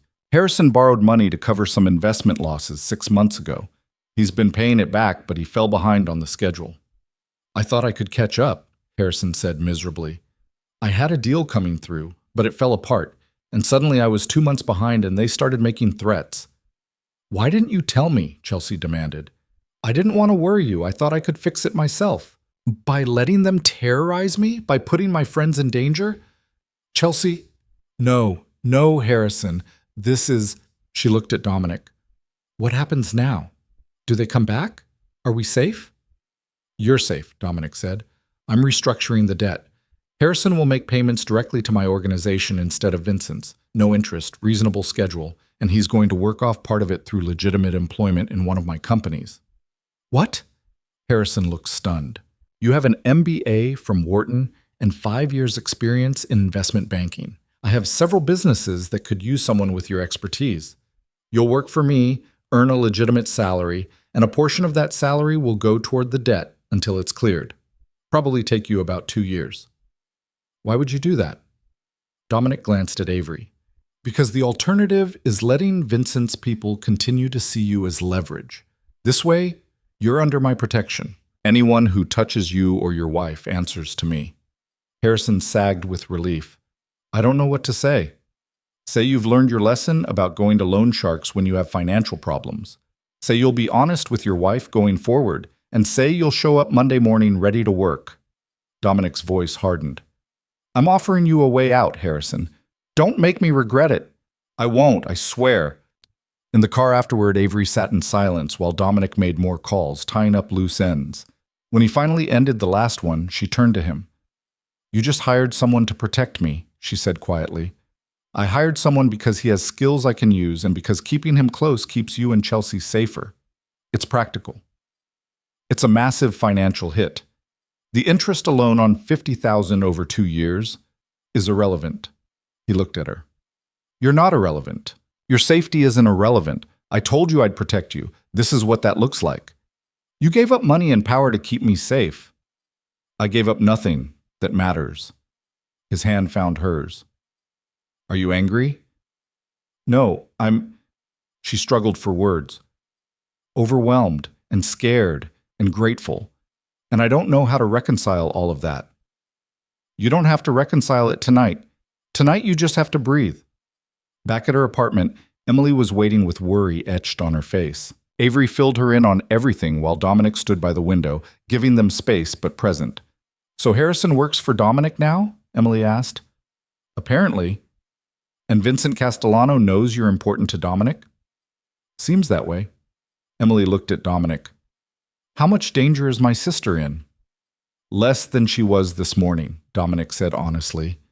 Vincent now knows that touching Avery or anyone she cares about means war. He's ruthless, but he's not stupid. He won't risk his organization over a point he's already made. But other people might. Possibly, which is why I'm assigning security. No, Avery said immediately. Avery, we talked about this. No unilateral decisions about my safety. That was before someone kidnapped your best friend to send me a message. Dominic's control cracked slightly. I can't. I won't sit back and wait for something worse to happen. So what are you suggesting? Bodyguards following me everywhere? Cameras in my shop? That's not living. That's existing in a cage. It's temporary, just until things settle. And when do things settle in your world? Next month? Next year? Never? They stared at each other, the tension thick enough to cut. Emily cleared her throat. Can I make a suggestion? They both looked at her. Compromise. Dominic, you increase security around the building and the shop, but not intrusive stuff. Cameras, better locks, maybe someone monitoring from a distance. Avery, you take basic precautions. Check in regularly, vary your routine, stay aware of surroundings. Both of you stop trying to control things you can't control and focus on what you can. Dominic looked like he wanted to argue. So did Avery. But Emily's suggestion had the virtue of being reasonable. Fine, Avery said finally, but nothing that makes my customers uncomfortable. And I reserve the right to revoke permission if it feels suffocating. Agreed, Dominic said, but you actually have to follow the precautions, not just agree and then forget. I'm not a child. No, you're stubborn and independent, and I'm terrified something will happen to you because I brought you into this world. The honesty in his voice stopped her anger cold. Dominic, I've made a lot of choices in my life I'm not proud of, he continued, but the worst thing I could do is let something happen to you because I was too proud or too stupid to take proper precautions. Avery crossed to him, took his hands. Nothing happened to me. Chelsea's safe. Harrison's going to make this right. We're all okay. This time is all we have. We can't live our lives terrified of what might happen next. He pulled her close, his arms tight around her. I'm not used to caring about people who aren't part of this life. People who don't understand the risks, who aren't trained to handle threats. It's terrifying. Welcome to my world, Avery said into his chest. I've been terrified since our first dinner. That makes two of us. They stood like that for a long moment while Emily tactfully disappeared into her room. Stay tonight, Avery said quietly. Just stay. I don't want to be alone. Are you sure? No, but I'm asking anyway. He stayed, They didn't do more than hold each other while Avery processed the day's terror, while Dominic made quiet calls ensuring security measures were in place, while both of them tried to find equilibrium in a situation that had none. At some point, Avery drifted into uneasy sleep, and she woke to find dawn light creeping through her windows and Dominic still there, awake, watching her. "Did you sleep at all?" she asked. "Some. Mostly I've been thinking. About? About how to keep you safe while letting you live your life. About whether I'm being selfish, keeping you in my world when it would be safer for you if I walked away." Avery sat up. "Are you thinking about walking away? Every day? Every time something like yesterday happens, I think about how much easier your life would be without me in it." "Easier isn't the same as better, isn't it?" "No." She turned to face him fully. "Dominic, I'm not going to lie. Yesterday scared me. Seeing Chelsea terrified, knowing it happened because of your world, understanding that this could happen again, all of that is heavy. But you know what's heavier? The thought of going back to the life I had before you, small and safe, and so carefully controlled that nothing could hurt me because nothing could reach me. Avery, I'm not done. You made me want more, want bigger, want to step out of the shadows and actually live instead of just surviving. That's worth the complications. You're worth the complications. You can't know that, not yet. Maybe not.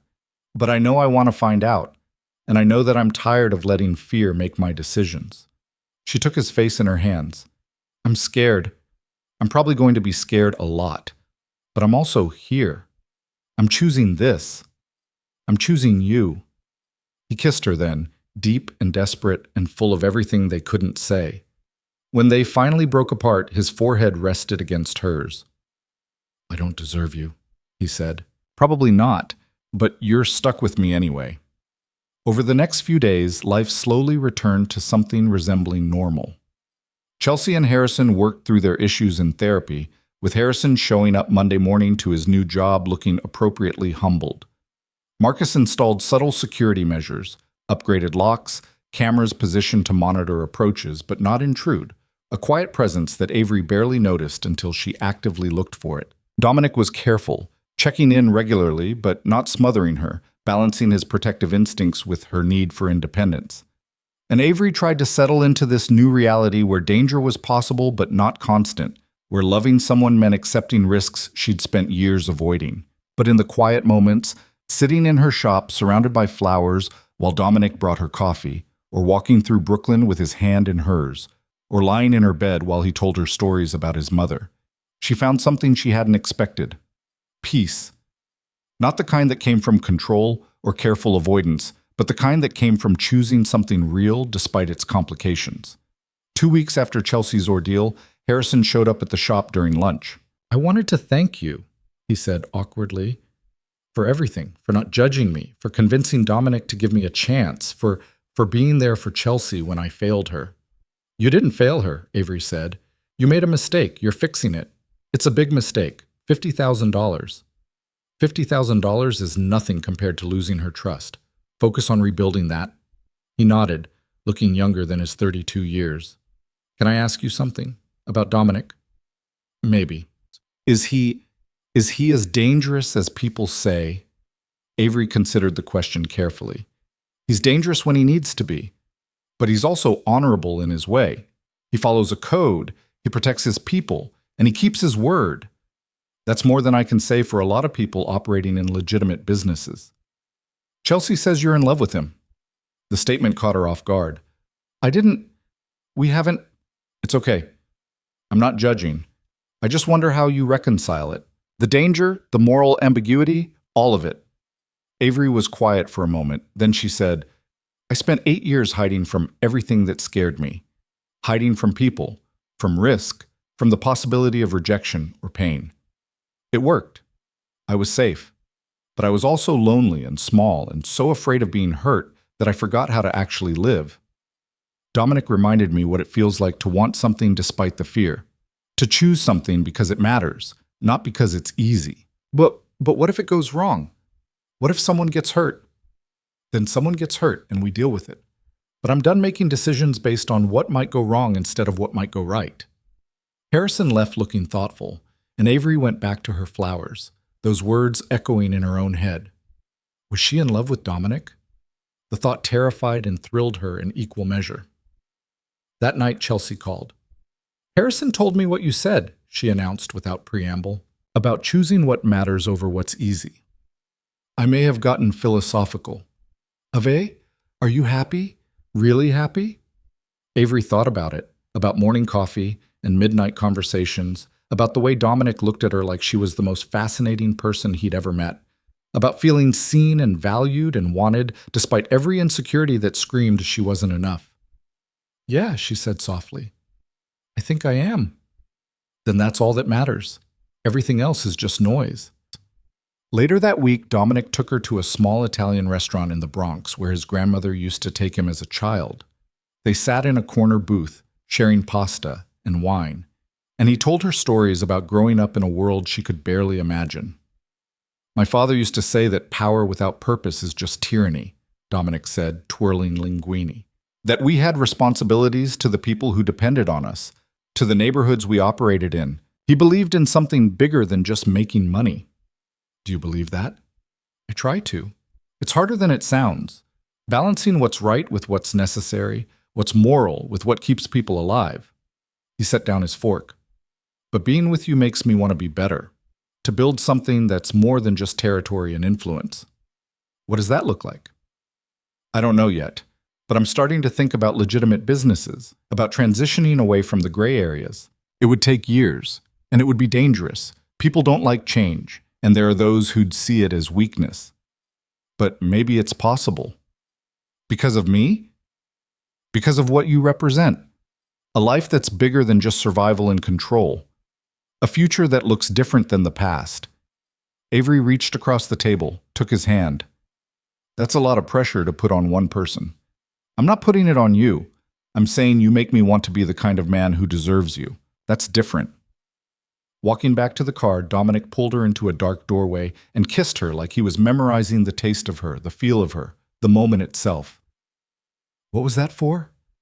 she asked breathlessly. "For choosing me. For staying. For making me believe that there might be more to life than just the next crisis or the next power play." "Dominic, I'm falling for you, Avery. I probably shouldn't tell you that. It's too soon, too much pressure, too many complications. But I need you to know, I'm falling and I don't want to stop." Her heart hammered against her ribs.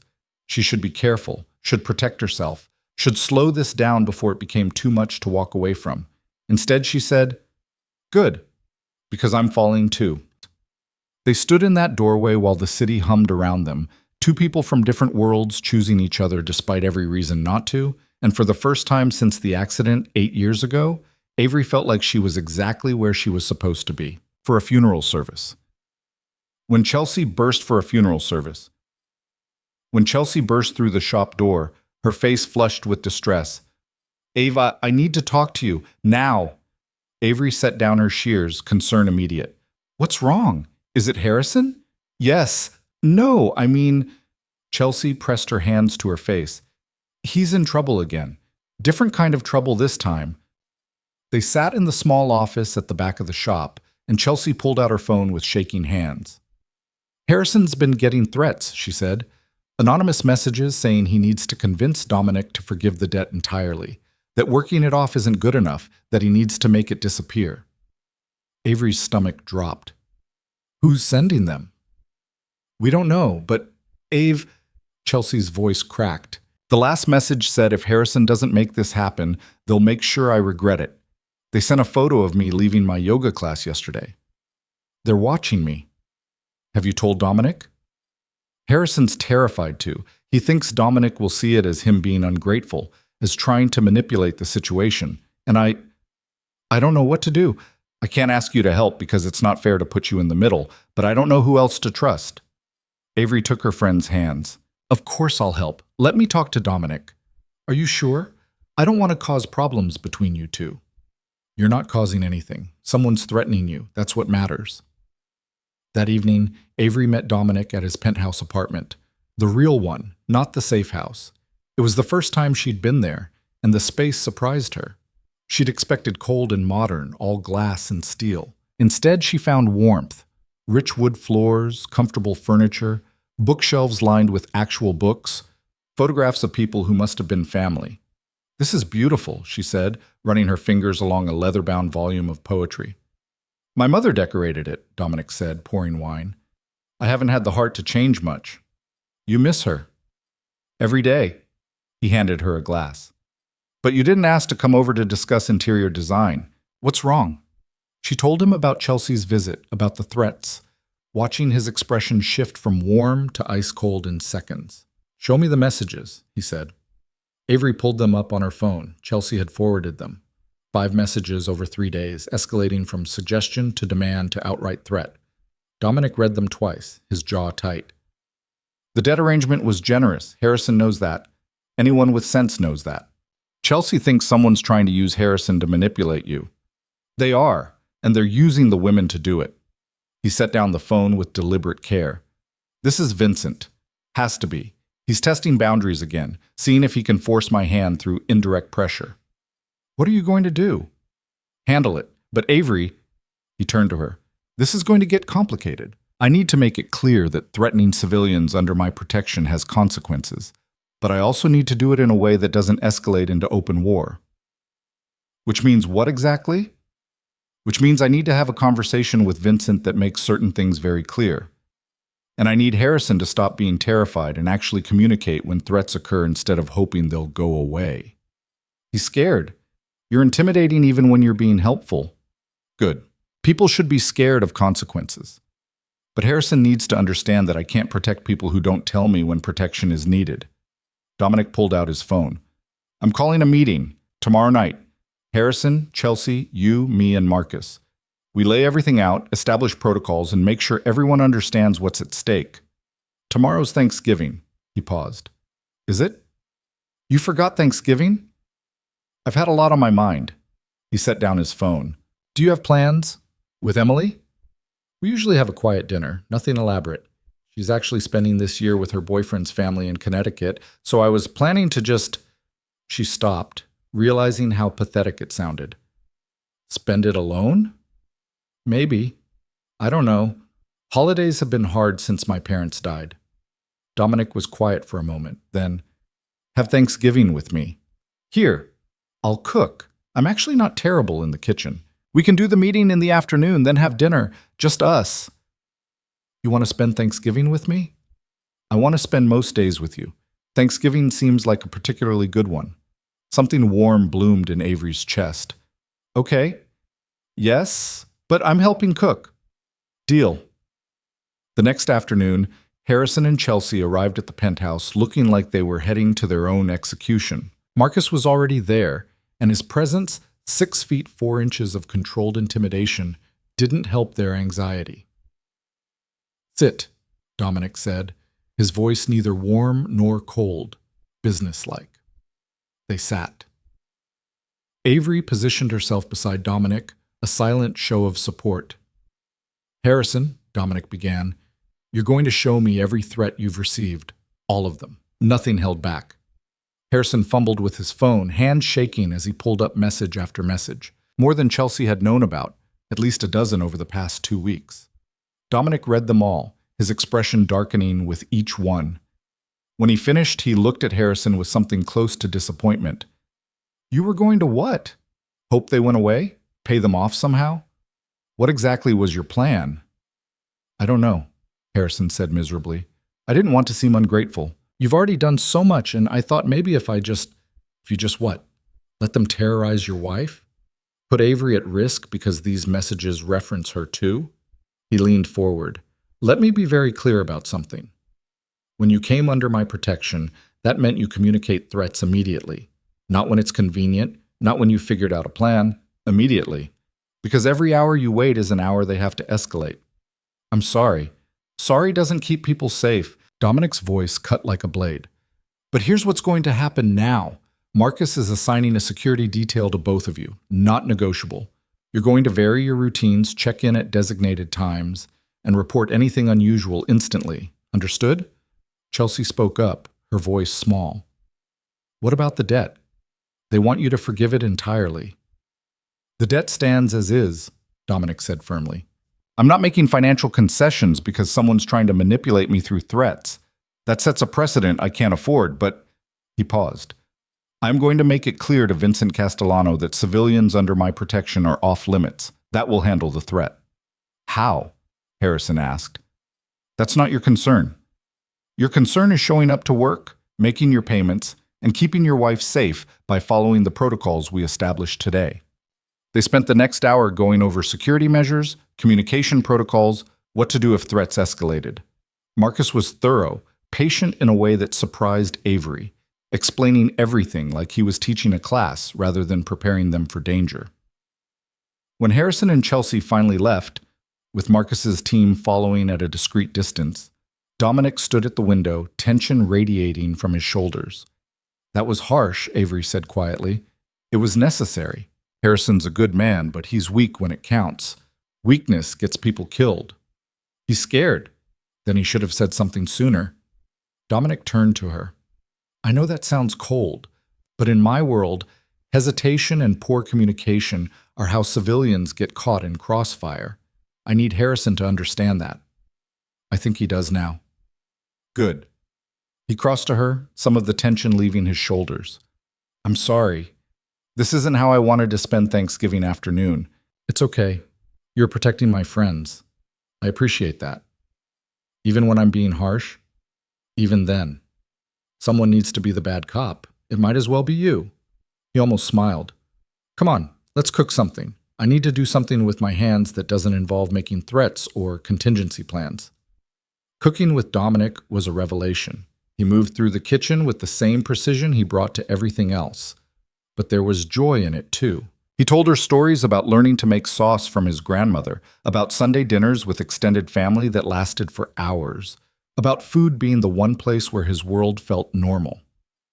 My mother used to say that anyone who cooks with love can't be completely lost, he said, stirring risotto with careful attention. Even when I was neck-deep in the family business, doing things I'm not proud of, I'd come home and cook. It kept me tethered to something human. Avery chopped vegetables, watching him work. Do you think about leaving? Walking away from all of it? Sometimes. More now than before. He glanced at her. You make me think about different futures, quieter ones. But you can't just walk away. No. There are too many people who depend on the organization, too many obligations and rivalries that would turn violent if leadership changed hands incorrectly. But I can transition things, slowly legitimize operations, set up successors, create exit strategies. He added wine to the pan, the alcohol hissing. It would take years, maybe a decade, but it's possible. Would you want that? A legitimate life? I don't know. It's all I've known since I was 17. The question isn't whether I want it. It's whether I'd know how to be anything else. They ate dinner at the table overlooking the city, the light spreading out below them like scattered stars. The food was perfect, the risotto creamy and rich, the roasted vegetables caramelized just right, the wine exactly what the meal needed. This is the best Thanksgiving I've had in years, Avery said, surprising herself with the honesty. Same. Usually I spend it working or at some obligatory dinner with business associates. This is... He searched for words. Better. Much better. After dinner, they moved to the couch, and Avery found herself curled against him, comfortable in a way she hadn't been with anyone in longer than she could remember. Can I ask you something? She said into the quiet. Always. What happens if Vincent doesn't back down? If he escalates instead of retreating? Dominic was quiet for a moment. Then I make choices I'd rather not make. But Avery, I need you to trust that I'll handle it in a way that keeps you and everyone else as safe as possible. That's not really an answer. It's the only answer I can give right now. She sat up, turning to face him. I need you to promise me something. What? Promise that you won't do anything that puts you in danger just to protect me. I can't be the reason you get hurt. Avery, promise me, Dominic. I'm serious. I chose this knowing the risks. But I need to know you're not going to do something reckless because you're trying to protect me. He pulled her close, his voice rough. I can't promise that. Keeping you safe is more important to me than playing it safe myself. That's exactly what I'm afraid of. They held each other while the city glittered below, both understanding that they'd crossed into territory where promises became complicated and safety was always conditional. The next morning, Dominic left early for what he called a necessary conversation. Avery knew better than to ask for details, but the worry sat heavy in her chest all day. She was arranging flowers for a wedding when her phone rang. Marcus. "Is he okay?" she asked immediately. "He's fine. Meeting went as expected, but he wanted me to let you know he'll be late tonight. Don't worry." "Marcus, what does as expected mean?" A pause. "It means Vincent understands the boundaries now. The threats will stop." "How can you be sure?" "Because the boss made it clear what would happen if they didn't, and Vincent's not stupid enough to test him when he's serious." After Marcus hung up, Avery tried to focus on work, but her mind kept circling back to what made it clear meant, what consequences Dominic had threatened, what price he might have paid to keep her safe. He finally showed up at the shop as she was closing, looking tired but unharmed. "It's done," he said simply. "What's done?" "The threat. Vincent's called off his nephew, issued an order that civilians connected to me are off limits. Harrison and Chelsea can breathe easier." "What did you have to give up?" "Nothing I'll miss." He pulled her into his arms. "Stop worrying. I'm fine. You're safe. Everyone's safe." But Avery noticed the tension in his shoulders, the careful way he moved like something hurt. When she pressed, he admitted to a minor disagreement that got physical, but refused to elaborate. That night, lying in her bed with Dominic beside her, Avery found herself struggling with the reality of loving someone whose protection came with violence she couldn't see but could imagine all too well. "Talk to me," Dominic said into the darkness. "I can hear you thinking." "I'm trying to reconcile the man who cooks risotto with the man who does whatever you did today to make Vincent back down. They're the same man. I wish I could separate them for you, make it cleaner, but that's who I am. Someone who will make you dinner and then go make threats that keep you safe. Both things are true." "I know, sometimes it's hard to hold both truths at once." He turned to face her. "Do you want me to lie? Pretend I handled it with conversation and rational negotiation?" "No, I want the truth. I just wish the truth was simpler." "So do I." He touched her face gently. "But this is what loving me looks like. Complicated truths and hard choices, and knowing that sometimes I do dark things for good reasons. And if I can't reconcile that, then you tell me, and we figure out what comes next. But don't suffer in silence trying to force yourself to be okay with something you're not okay with." Avery thought about that, about the freedom to struggle with the complications rather than pretending they didn't exist. "I'm okay," she said finally. "Not perfectly okay, but okay enough. I just need time to process sometimes." "Take all the time you need. I'm not going anywhere." The weeks leading up to Christmas brought an unexpected peace. The threat stopped. Harrison settled into his job with a dedication that surprised everyone, and Chelsea began to relax again. The security measures became routine rather than intrusive, and life found a new equilibrium. Dominic and Avery fell deeper into each other, their relationship settling into comfortable rhythms. He spent most nights at her apartment, leaving early for work and returning with dinner or flowers or small gifts that showed he was thinking of her. They cooked together, talked for hours, made love with an intensity that left them both breathless. Emily approved fully, especially after Dominic quietly arranged for her law school loans to be restructured at a better interest rate through one of his legitimate business contacts. "You don't have to buy my approval," Emily told him over breakfast one morning. "I'm not buying anything," Dominic replied evenly. "You're brilliant and hardworking, and you shouldn't be buried under predatory loans. I had the ability to help, so I did. Still, thank you. Thank your sister. She's made me want to be the kind of man who helps instead of exploits." The only shadow came from Chelsea, who showed up at the shop 3 days before Christmas with news that stopped Avery's heart.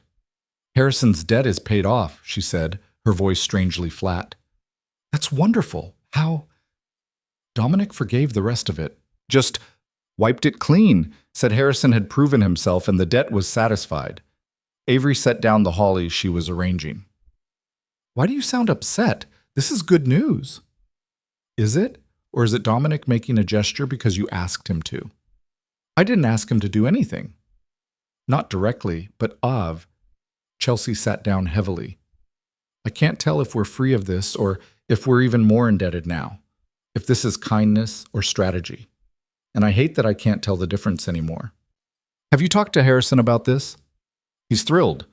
Says it's proof that hard work pays off, that Dominic's a man of his word. And maybe it is. Or maybe it's proof that you have more influence over him than you realize, and that influence comes with expectations we can't see yet. Avery felt a chill run down her spine. You think Dominic forgave the debt to manipulate me? I think Dominic does everything for a reason, and I think you being happy is important to him. Important enough to make a $50,000 gesture. That's incredibly cynical. Maybe. Or maybe it's realistic about the kind of man he is. Chelsea stood, her expression softening. I love you, Ave, and I'm grateful for everything Dominic's done, for you being there when I needed you. But I also worry that you're so focused on seeing the best in him that you're not seeing the whole picture. After Chelsea left, Avery sat among her flowers and tried to sort through the confusion. Was the debt forgiveness a gift? A manipulation? Both? Neither? That night she confronted Dominic directly. You forgave Harrison's debt. I did. He didn't look up from the pasta he was making. Why? Because he'd worked hard, proved himself trustworthy, and keeping him financially obligated to me served no purpose. Chelsea thinks you did it because of me, to make me happy. Now he did look up. Would that be so terrible? Using my position to make the woman I love happy? The casual admission, woman I love, should have melted her. Instead, it crystallized her concern. It would be if you're doing it expecting something in return, she said carefully, or if you're building up some kind of debt I don't know about. Dominic set down his spoon, his full attention on her now. You think I'm manipulating you? I think you're used to transactions, to every gesture serving multiple purposes. And I need to know, was forgiving Harrison's debt about helping my friends, or was it about influencing me? Both, he said simply. I genuinely believe Harrison earned it, but yes, part of my decision was knowing it would ease your worry and make Chelsea trust me more. Does that make it manipulation? I don't know. Does it? Avery, everything I do serves multiple purposes. That's how I've survived in my world for 18 years. But that doesn't make my feelings for you transactional. He crossed to her, his voice intense. I love you. Not because it's strategic, not because you're useful to me, but because you make me want to be better than I am. The debt forgiveness? Yes, it made strategic sense.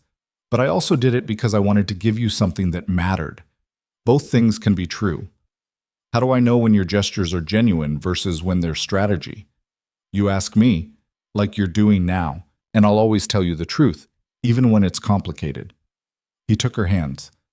I'm not going to pretend I don't think strategically, but my feelings for you aren't strategy. They're the least strategic thing in my life. Avery looked at him, this complicated man who'd brought light back into her carefully darkened world, and made a choice to trust. Okay, she said. I believe you. Just like that? Not just like that. But I'm choosing to believe you because the alternative is spending our relationship looking for ulterior motives in every kindness. And I don't want to live like that. He pulled her close, and she felt him exhale like he'd been holding his breath.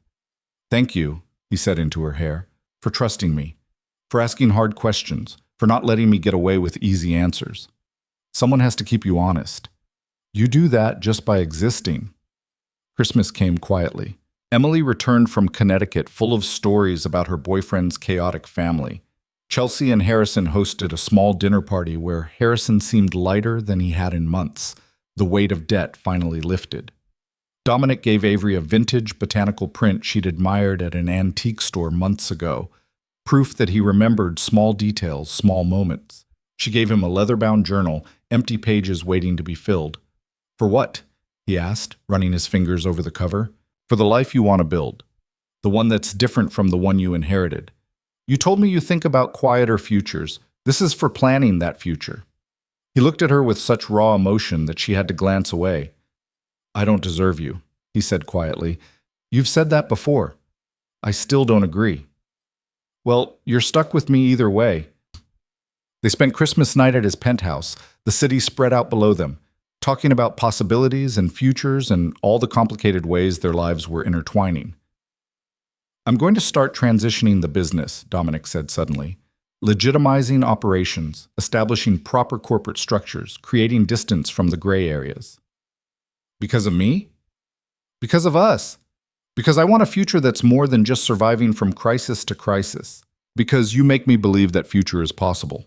He turned to her. It won't be quick, and it won't be safe. People will resist change. We'll see it as weakness. But I'm going to do it anyway. Dominic, I'm not asking you to change your entire life. I know. But I'm choosing to anyway. For me, for you, for whatever we're building together. He pulled out a small box, and Avery's breath caught. But instead of a ring, it held a key. It's not what you think, he said quickly. It's a key to this apartment. I want you to have a place here, not asking you to move in, not yet, but asking you to have somewhere that's ours, where you can be whenever you want.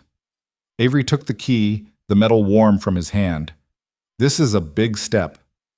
I know, but I'm done taking small steps with you. I'm done pretending this is casual or temporary. You're it for me, Avery.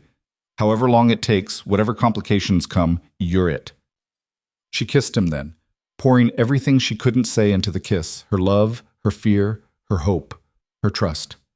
I'm it for you too, she whispered against his lips, complications and all. They made love slowly that night, a promise sealed in touch and breath and whispered words. And when Avery fell asleep in his arms, she dreamed not of the past, but of the future they were building together, complicated, imperfect, and absolutely real. The new year arrived with unexpected gentleness, like the city itself had decided to give them a moment of peace before the next storm.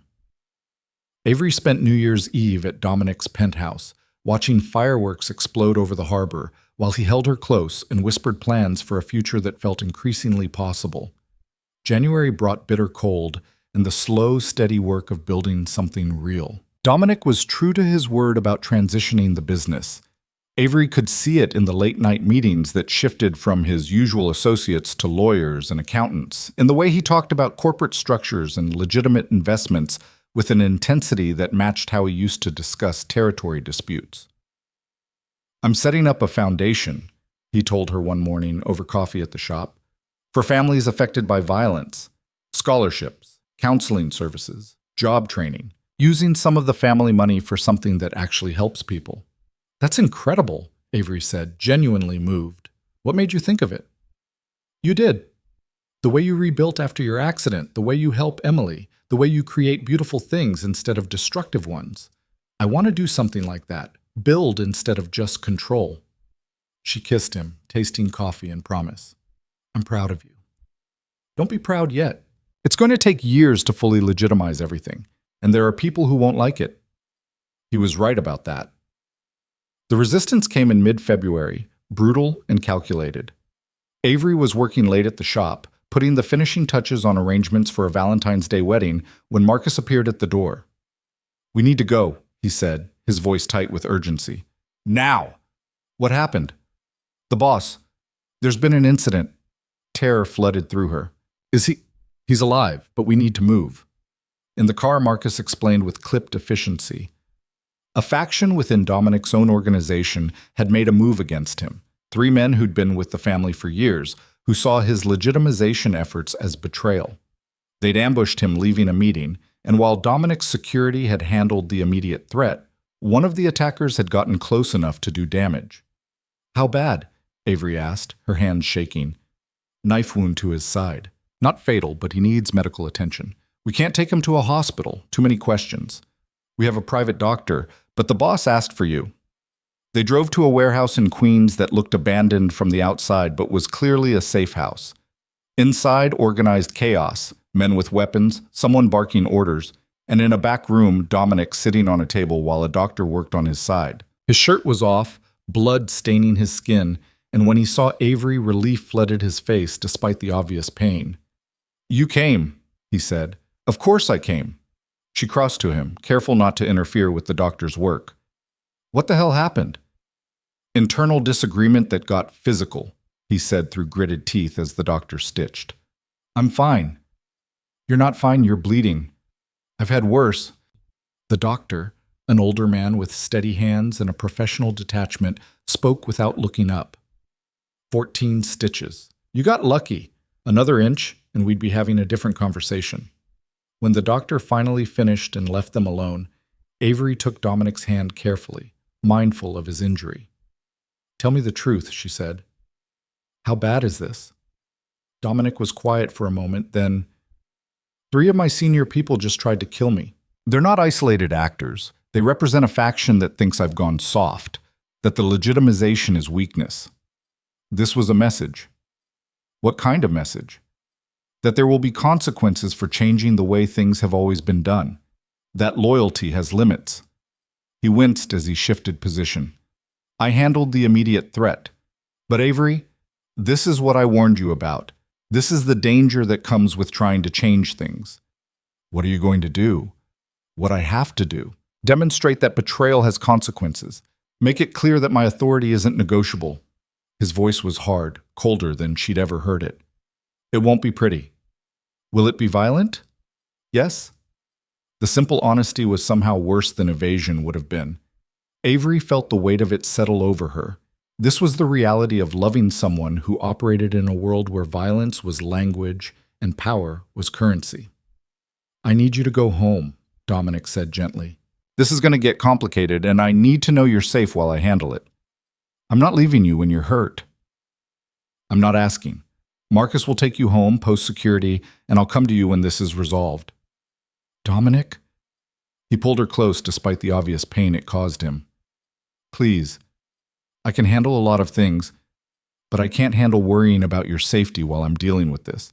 Let me do what I need to do, knowing you're protected." Well, it went against every instinct she had, but Avery recognized the truth. She would be a liability here, a distraction he couldn't afford.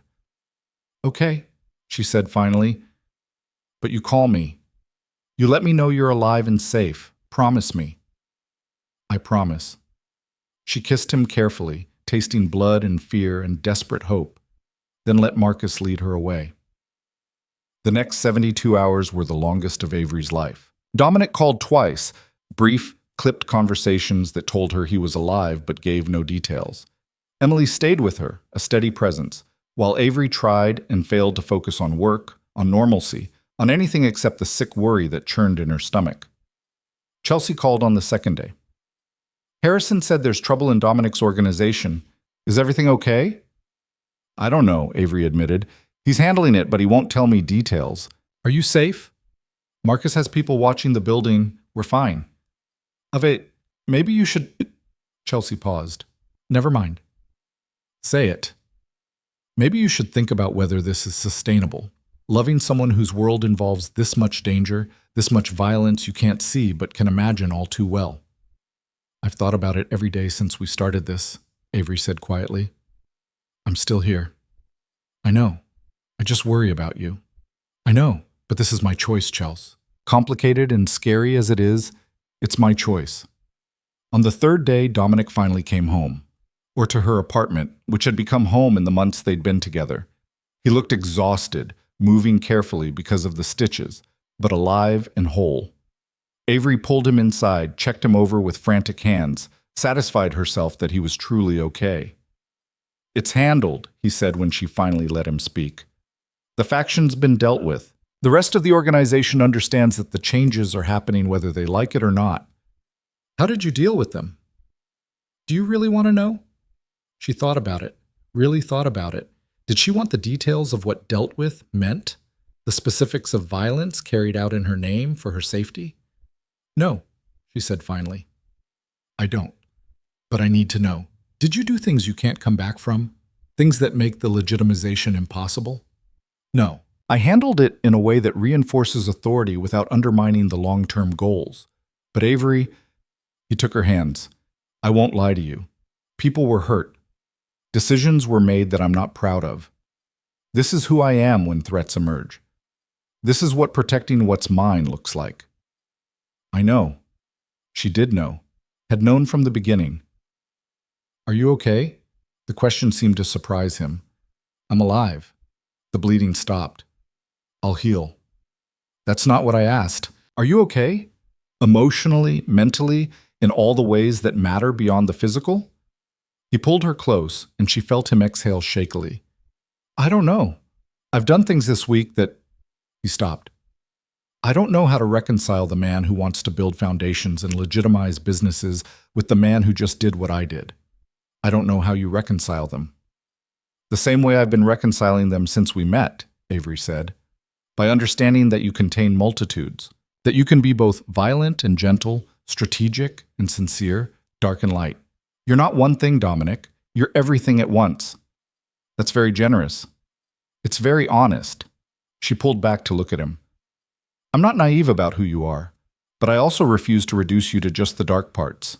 You're more than that. We're more than that.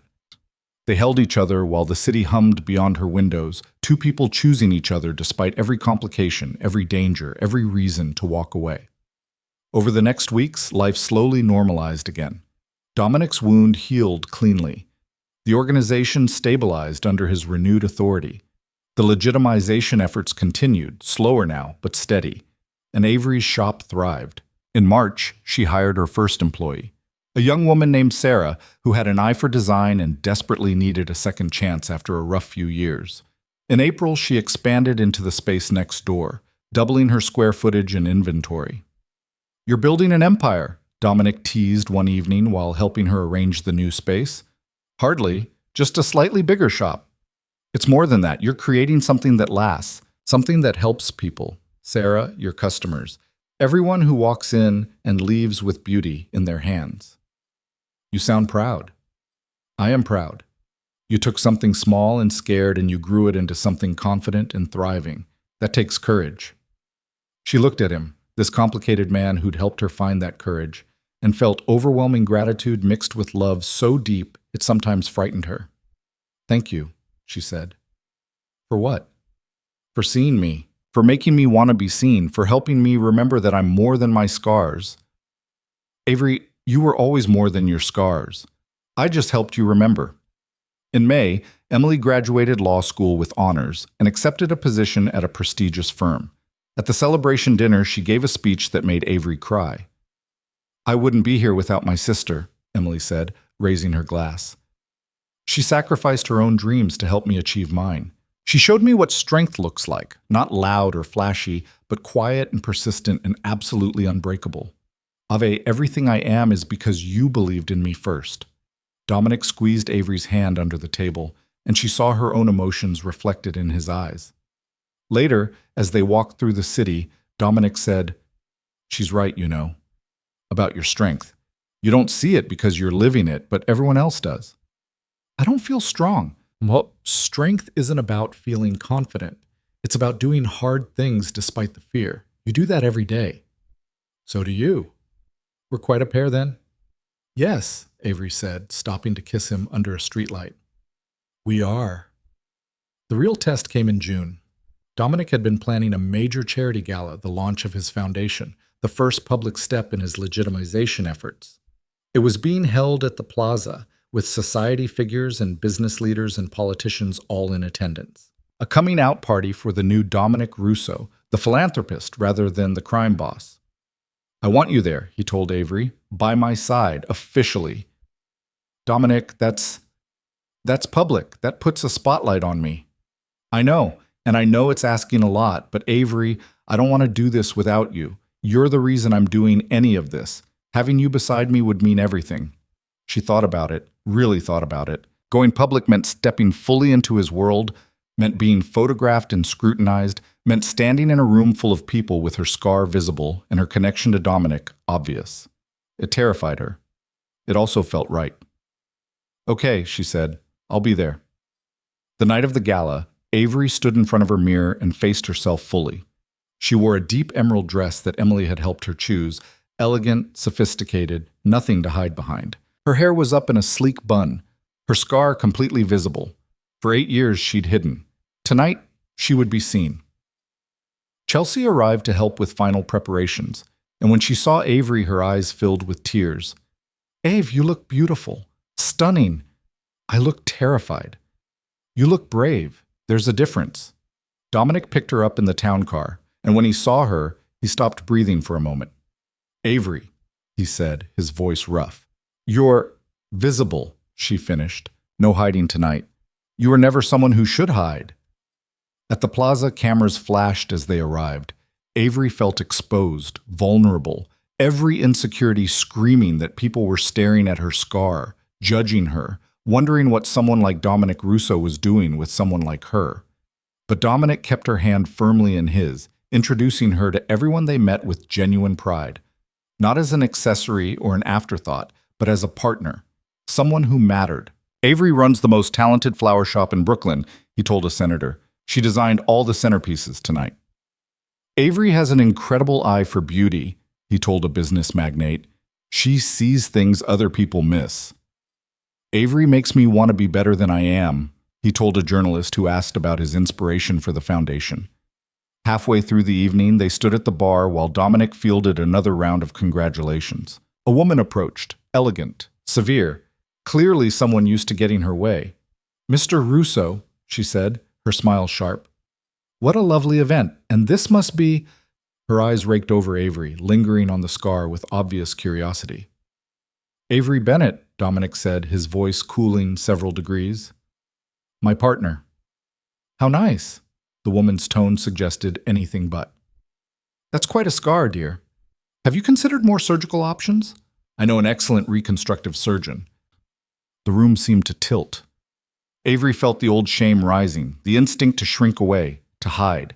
But before she could respond, Dominic stepped forward, his voice cutting and cold. "Mrs. Harrison, let me be very clear about something. Avery's scar is a mark of survival, of strength, of everything that makes her extraordinary. Anyone who suggests otherwise is demonstrating their own lack of character, not hers. If you'll excuse us." He guided Avery away, his hand protective on her back. When they were alone on a terrace overlooking Central Park, he turned to her. "Are you okay?" No one's ever—" She couldn't find words. "No one gets to make you feel less than what you are," Dominic said fiercely. "Not in front of me, not ever. You're beautiful, Avery, all of you, and anyone who can't see that isn't worth your time." She kissed him then, not caring who might be watching, not caring about anything except this man who saw her, truly saw her, and chose her anyway. "I love you," she said against his lips. "I love you too. So much it terrifies me." They returned to the gala hand in hand, and Avery noticed something had shifted. She stood taller, smiled more freely, let herself be seen without the constant anxiety of judgment. Later in the evening, Dominic gave a speech about the foundation, about giving back, about using resources to help rather than harm, about building futures instead of protecting territories. "Someone very important to me taught me that strength isn't about control," he said, his eyes finding Avery in the crowd. "It's about choosing growth over safety, about stepping into the light despite the fear. This foundation is my attempt to do that, to step into a different kind of future while honoring where I came from." The applause was thunderous, and when Dominic stepped off the stage, he came straight to Avery. "Dance with me," he said. On the dance floor, surrounded by Manhattan's elite, they moved together with the ease of people who'd learned each other's rhythms. "This is your night," Avery said. "Your triumph." "No, it's our night. I couldn't have done any of this without you." "That's not true." "It is. You made me believe change was possible, that I could be more than what I inherited, that the future could look different than the past." He pulled her closer. "You saved me, Avery. In every way a person can be saved." "You saved me too," she whispered. "Made me remember how to be brave." They danced until the orchestra played its final song, and then Dominic led her out into the warm June night. "Come with me," he said. "There's something I want to show you." They drove to Brooklyn, to her expanded flower shop, and Dominic pulled out a key she didn't recognize. "What's this?" "The building next door. I bought it last month." "You... what?" "I bought it. For you. For whatever you want to do with it. Expand the shop further, create a design studio, open a school for young florists. Whatever you dream, you'll have the space for it." Avery stared at him, overwhelmed. "Dominic, that's too much. It's not nearly enough. You built something beautiful from nothing, Avery. You deserve room to let it grow." He took her hands. "I'm not asking you to accept it as a gift with strings attached. I'm asking you to see it as an investment in your future. Our future." "Our future?" He pulled out a small box, and this time Avery knew exactly what it was. "I'm not good at this," Dominic said, his voice unsteady. I don't have pretty speeches prepared. But Avery, you're the best thing that's ever happened to me. You make me want to be better, do better, build something that lasts. And I want to build it with you. He opened the box, revealing a simple platinum band with a single perfect diamond. Marry me. Be my partner in everything. Help me transition from who I was to who I want to be. Let me spend the rest of my life making sure you never doubt your worth or your beauty or your strength. Tears streamed down Avery's face. Happy tears. Overwhelmed tears. Tears of joy and fear and absolute certainty. Yes, she said. Yes, I'll marry you. He slipped the ring on her finger and kissed her like they had all the time in the world, like nothing existed except this moment, this choice, this future they were building together. I'm still going to be complicated, he warned. Still going to have hard days and difficult choices. The transition will take years. I know. I'm still going to be scared sometimes. Still going to struggle with the darker parts of your world. I know. So we'll figure it out together, Avery said. Complicated and scared and absolutely certain this is what we want. Absolutely certain, Dominic agreed. 6 months later, on a crisp December evening, Avery Bennett became Avery Russo in a small ceremony at the same plaza where they'd met at Chelsea's wedding. The guest list was intimate. Emily and her boyfriend, Chelsea and Harrison, Marcus, and a few of Dominic's most trusted people, the small circle of friends Avery had cultivated who loved her for who she was. She wore a simple ivory dress, her hair up, her scar visible, her face radiant with happiness.